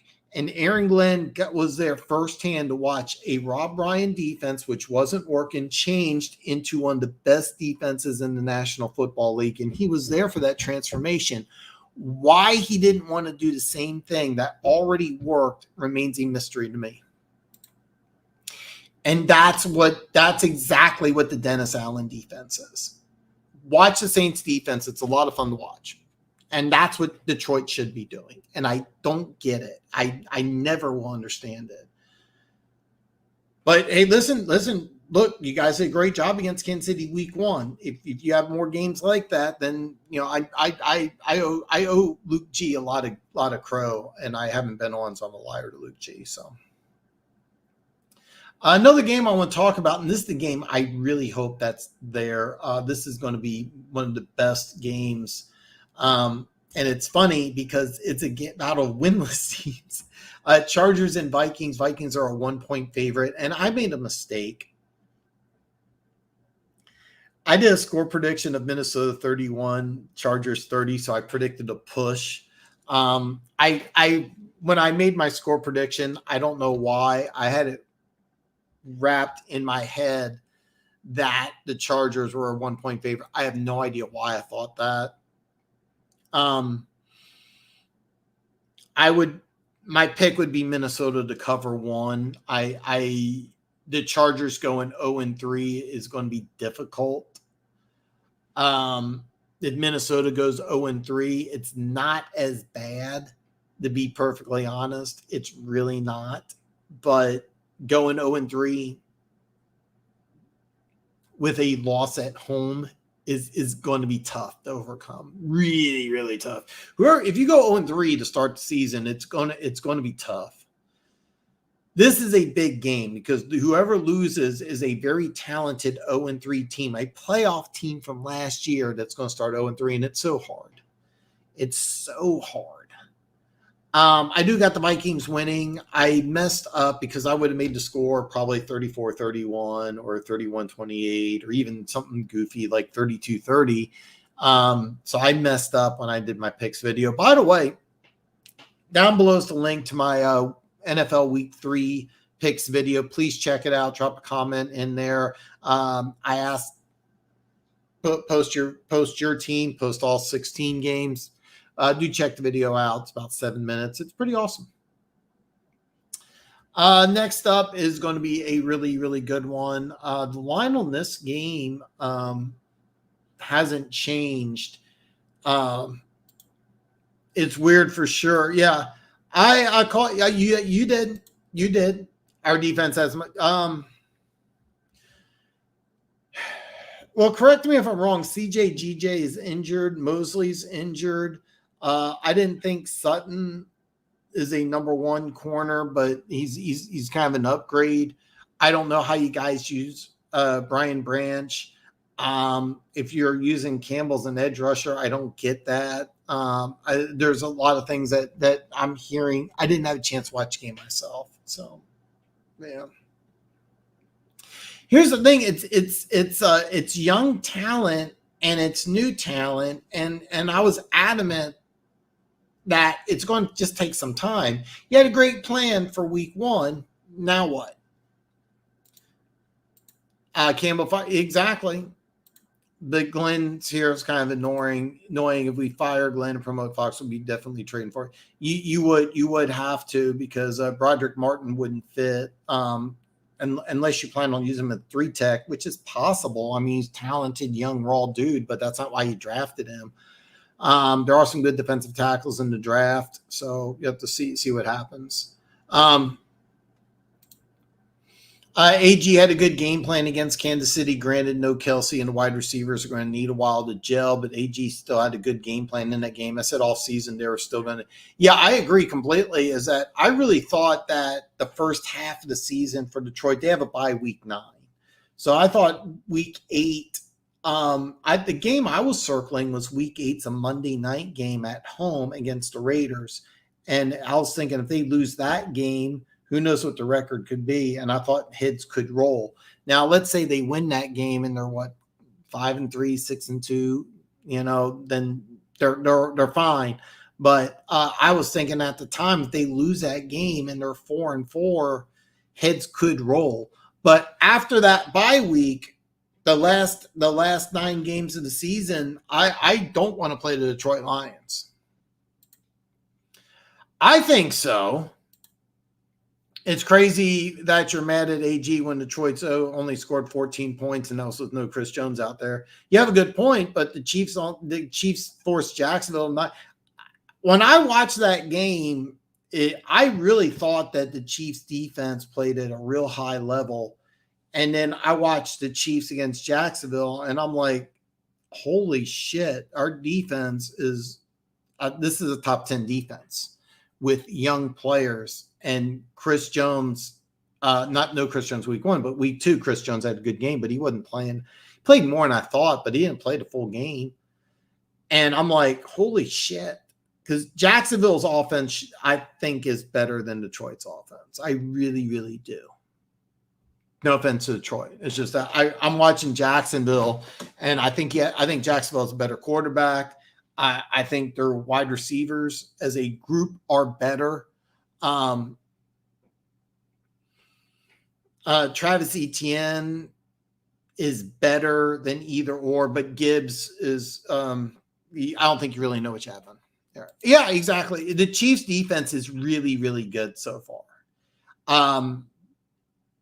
The Chiefs, matter of fact, it's kind of funny because the Chiefs are quietly switching defensive schemes, and they're doing some really good stuff here in Kansas City on defense. This defense is really good so far. It's 2 weeks into the season. Good defensive coordinators experiment to figure out all the things and all the roles their players can do and then put together after the bye. Exactly, and that's kind of what I'm expecting out of Detroit. Yeah, and I'm going to say something, Chiefs fans. I know Keith disagrees, and a lot of Chiefs fans don't want to hear this, but I think the Chiefs miss Eric Bieniemy. I think he added something to the Chiefs' offense that we're missing. But one thing I did like is in the second half against Jacksonville, we did the thing that I love to do, even though we got Patrick Mahomes. We ran the ball a little more. I'd like to see the Chiefs get a little more balanced. I kind of think that that's going to be the direction, but have to wait and see. Have to wait and see.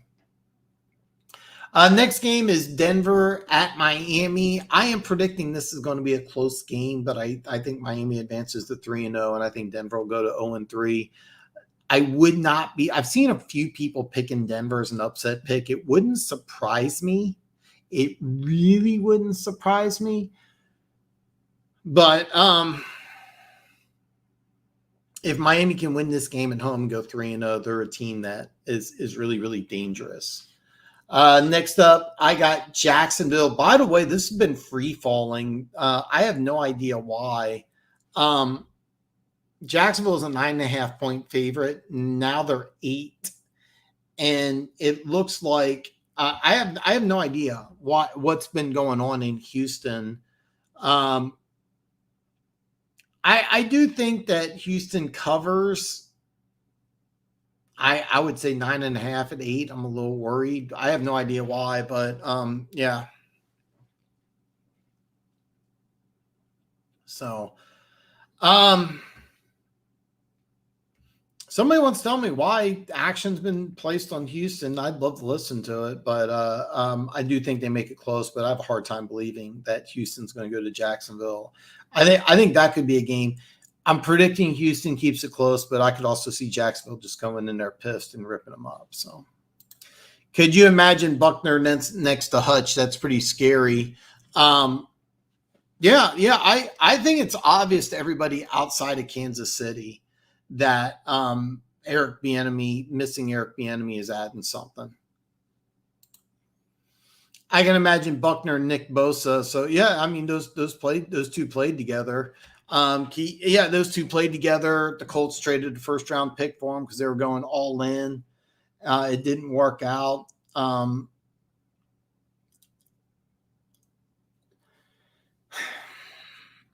be honest with you, it wouldn't surprise me, but I'd have a hard time thinking that you're going to get the Colts to give up a guy like Buckner for a low round pick. And I have a hard time believing that Detroit's going to give up what would be a fair compensation, but that would be a great fit because he's a guy who's played in a 3-4 defense in San Francisco, and then it switched to a wide 9 defense, and that's kind of what they play.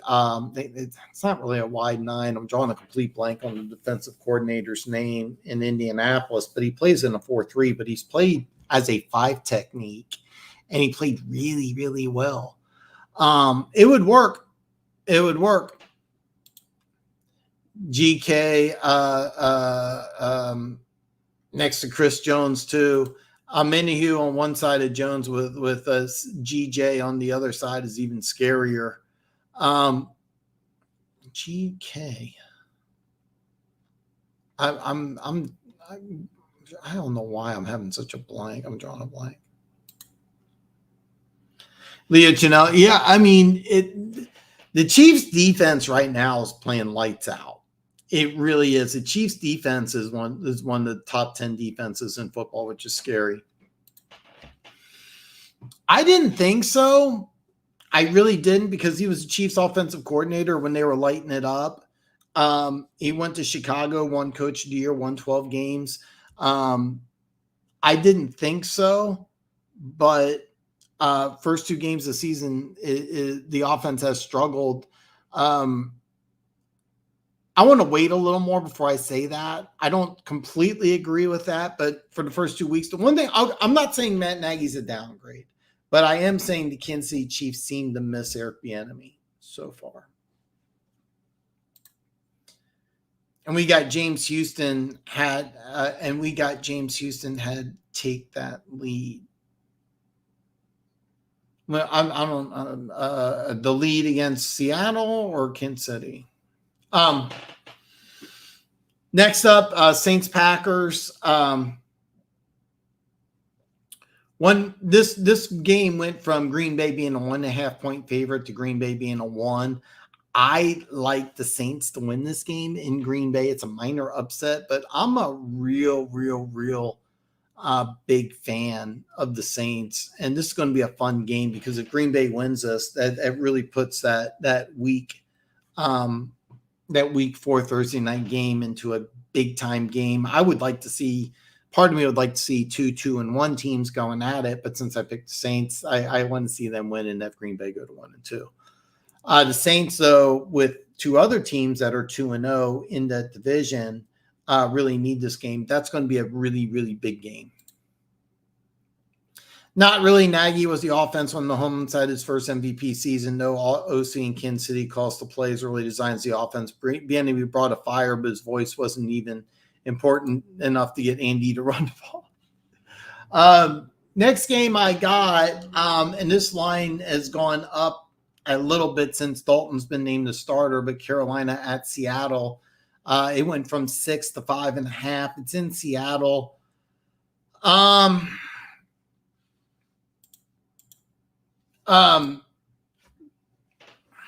I want to see where Seattle, it's kind of a weird team. They lost against the Rams, which I think are better than most people think. Then they beat the Lions on the road. I'm kind of wondering how Dalton's going to play. I would not recommend betting this game at all. I'd be kind of shocked Seattle didn't win and cover, but that's what we're looking at. Late games, these are probably the 2 best games to bet on. Dallas traveling to Arizona. Arizona's now 12.5. It was 12, now 12.5 home dog. It's really hard for me to pick a team to cover 2 touchdowns on the road in the NFL. That said, I feel kind of confident Dallas will do this. I think Dallas, even though they did lose Trayvon Diggs, Dallas might be the best team in football, even without Diggs. Micah Parsons, my pick to be Defensive Player of the Year. The offense is good enough. I think Arizona is a complete disaster right now. When I come back on Tuesday, we're probably going to look at. I'm probably going to point to this game and one way or another. If Arizona makes this interesting, hey, maybe their season isn't over. If Arizona gets blown out, which I expect, we're kind of going to look at the Cardinals. And if Houston goes 0-3, Arizona gets both the first and third round picks of Houston. So we're going to look at Arizona at the draft and be like, uh-oh. So, and that's a very good chance that could happen. We're going to take a hard look at that Tuesday, because if I had to do power rankings, which I may or may not do, in the NFL, it's all to do with matchups. Certain teams match up better against other teams. That's why I don't like power rankings. I know there's any given Sunday, but when I look at I've never liked doing power rankings, but I've been toying around with it. But certain teams just match up better against other teams. And that's why I have avoided it. But I might do one. We'll have to wait and see. But if I did do power rankings, Arizona would be 32. The team that's fighting for the worst spot is Chicago. They travel to Kansas City. It's 12.5. Bennett, 12.5. With the defensive coordinator stepping away from Chicago, it actually dropped to 12. A lot of people don't think that Kansas City can cover. I'm one of them. Kansas City doesn't like to cover these big lines, but Chicago just looks like it's imploding. I mean, it just looks like everything's falling apart in Chicago right now. It doesn't look like anything's going on. Doesn't look like anything's good. I have no idea what to think. Part of me thinks Kansas City could win this game by a couple touchdowns. Another part of me thinks it's going to be close. I called Kansas City winning, not covering 12.5. I'm going to stick by it. I don't feel good about it. And when I say I don't feel good about it, I'm leaning towards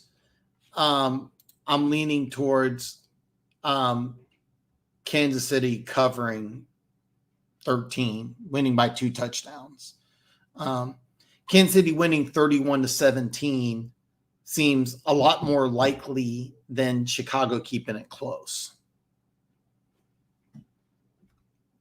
Kansas City offensive problems are basically 2 new offensive tackles who need to gel, carrying 7 wide receivers, multiple new to the team playing their first NFL season. Kelsey being hurt, not being 100%, 2 games before.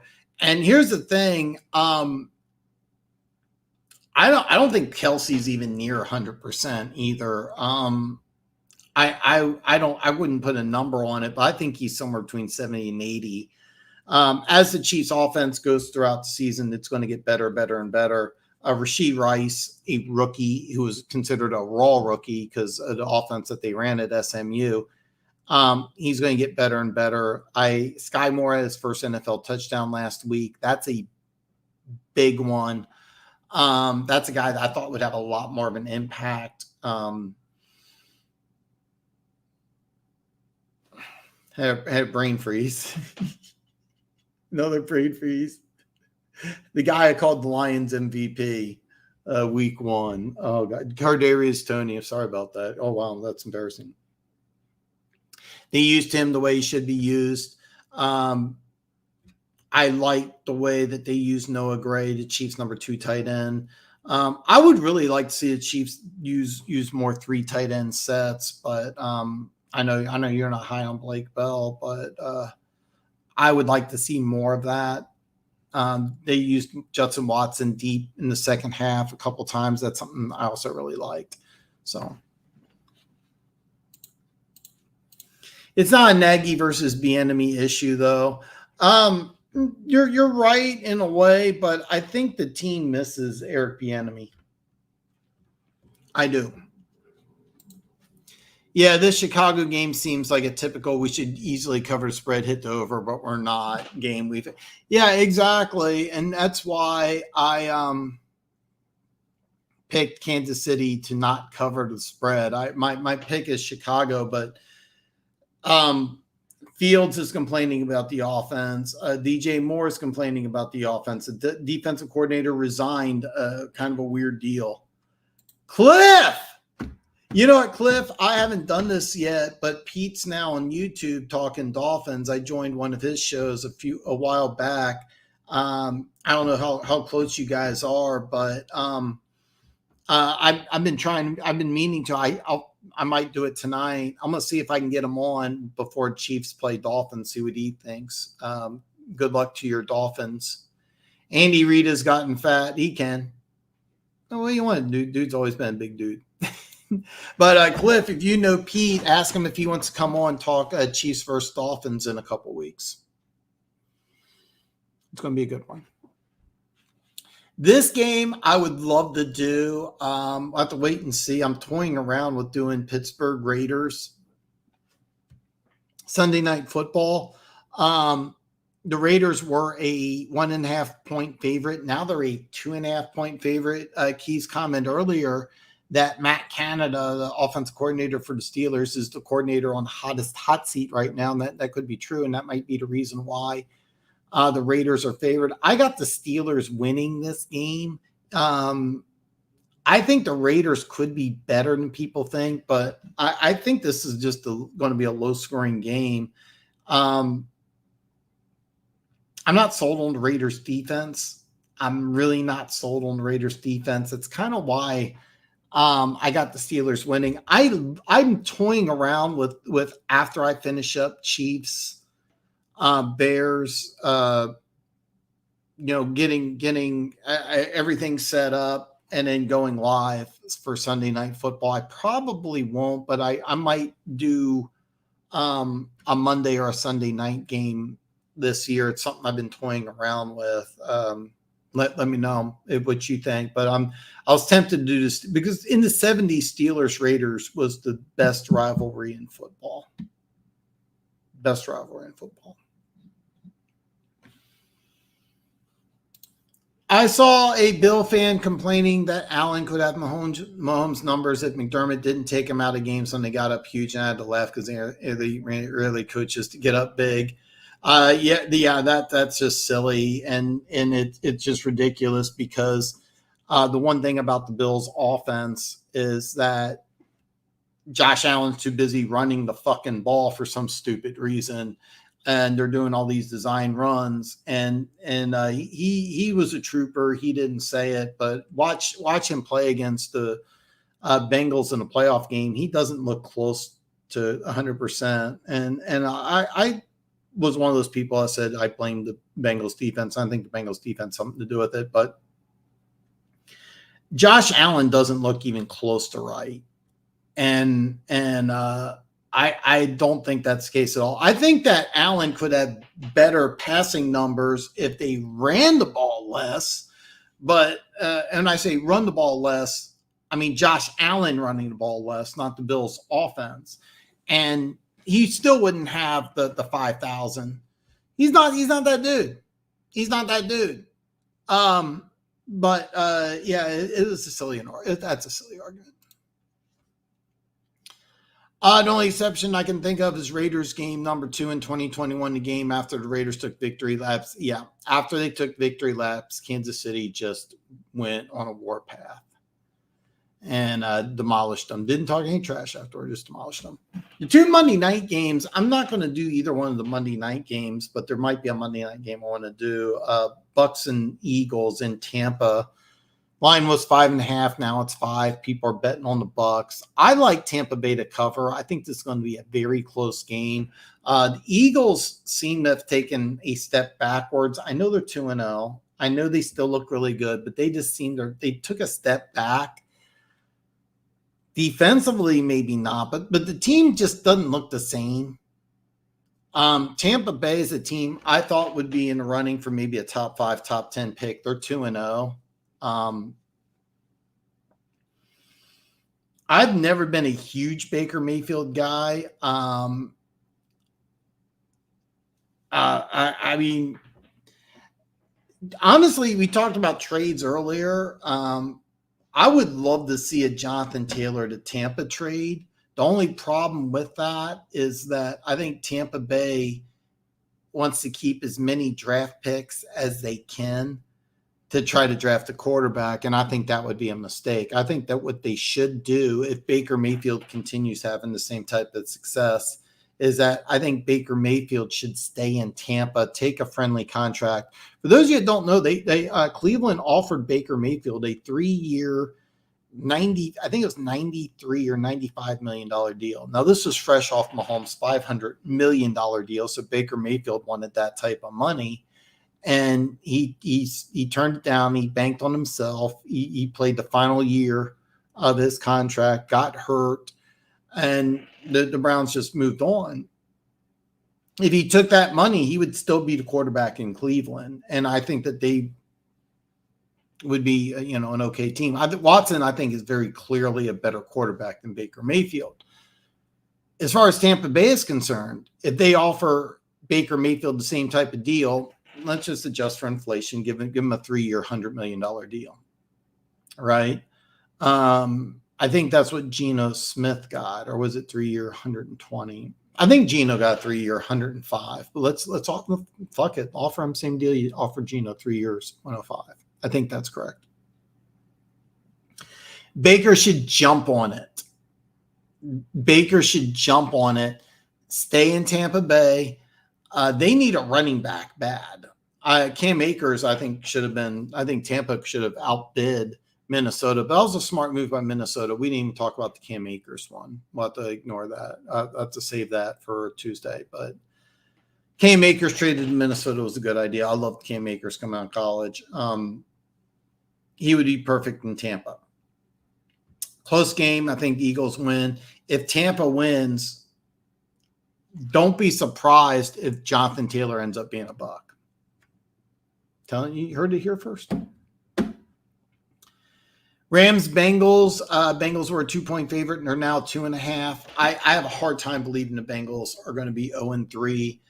Even if the Rams go 1-2, I'm not that concerned. You already beat Seattle earlier in the season. You get to play the Cardinals twice. I still think the NFC is weaker overall than the AFC, even though I think the two best teams in the NFL are San Francisco and Dallas. I still think the AFC is tougher than the NFC.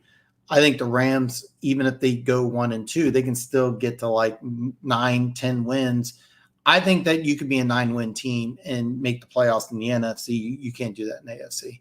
I'm fully aware that they have 7 starters out. I know it's Ronnie Staley, OBJ. I still got Baltimore winning and covering against Indianapolis at home, but it bothers me. I don't know who they play week 4.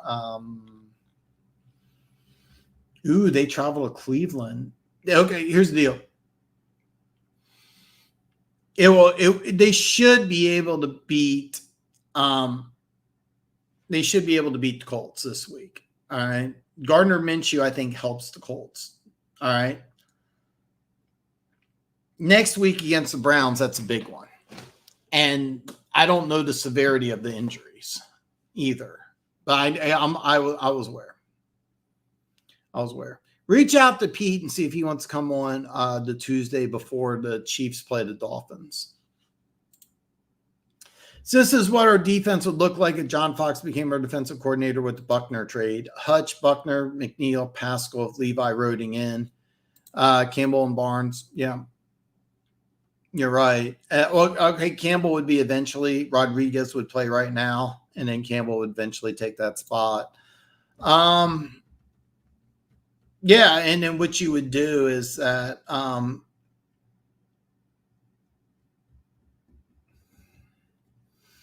maybe obvious passing downs. I was trying to figure out, where you would use Martin. I said passing. I meant running. Maybe you would replace one of those guys, but yeah, that wouldn't be bad. That wouldn't be bad at all.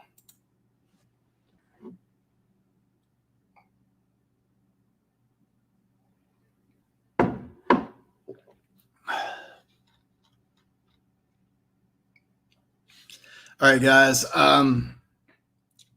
My throat is about raw. I don't have the link, and I dropped the ball here, so I really apologize. I dropped the ball. I don't have the stream up for Chiefs Bears, but I am going to go live just 5 minutes before the Chiefs Bears go on. It's a 3:30 game. I think I'll go on. I think it'll be 3:25. I'll go on live. I'll answer questions. And I'm going to do the whole game. There's this outside chance I'll do a new stream and do Raiders Steelers, but probably not. But I think I'm going to do another game. I think I may do a second game. It's just been a lot of fun. But please tune in to Chiefs Bears. You can just mute your TV, turn on YouTube, and I'll be doing play-by-play and reaction to the game. If anybody doesn't have any other questions, I'm going to end the show now. But if you haven't already, give me a thumbs up for the show. Please share the channel with other people. I'm actually very close to 1,300 subscribers. I'm really excited about that. Thanks to you guys. The way YouTube works is that you have to have 1,000 subscribers and 4,000 watched hours.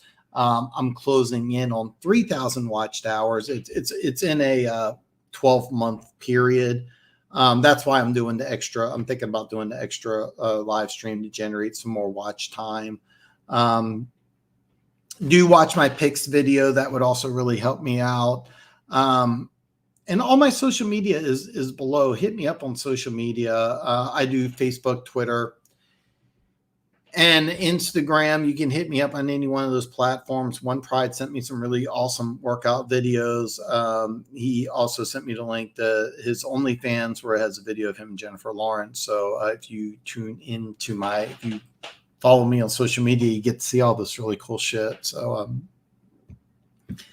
like 95% of my social media is football related. But if there's no other questions, I'm just going to give it another a few seconds here. If you don't have any final thoughts, words, questions, and then I'm just going to wrap things up here.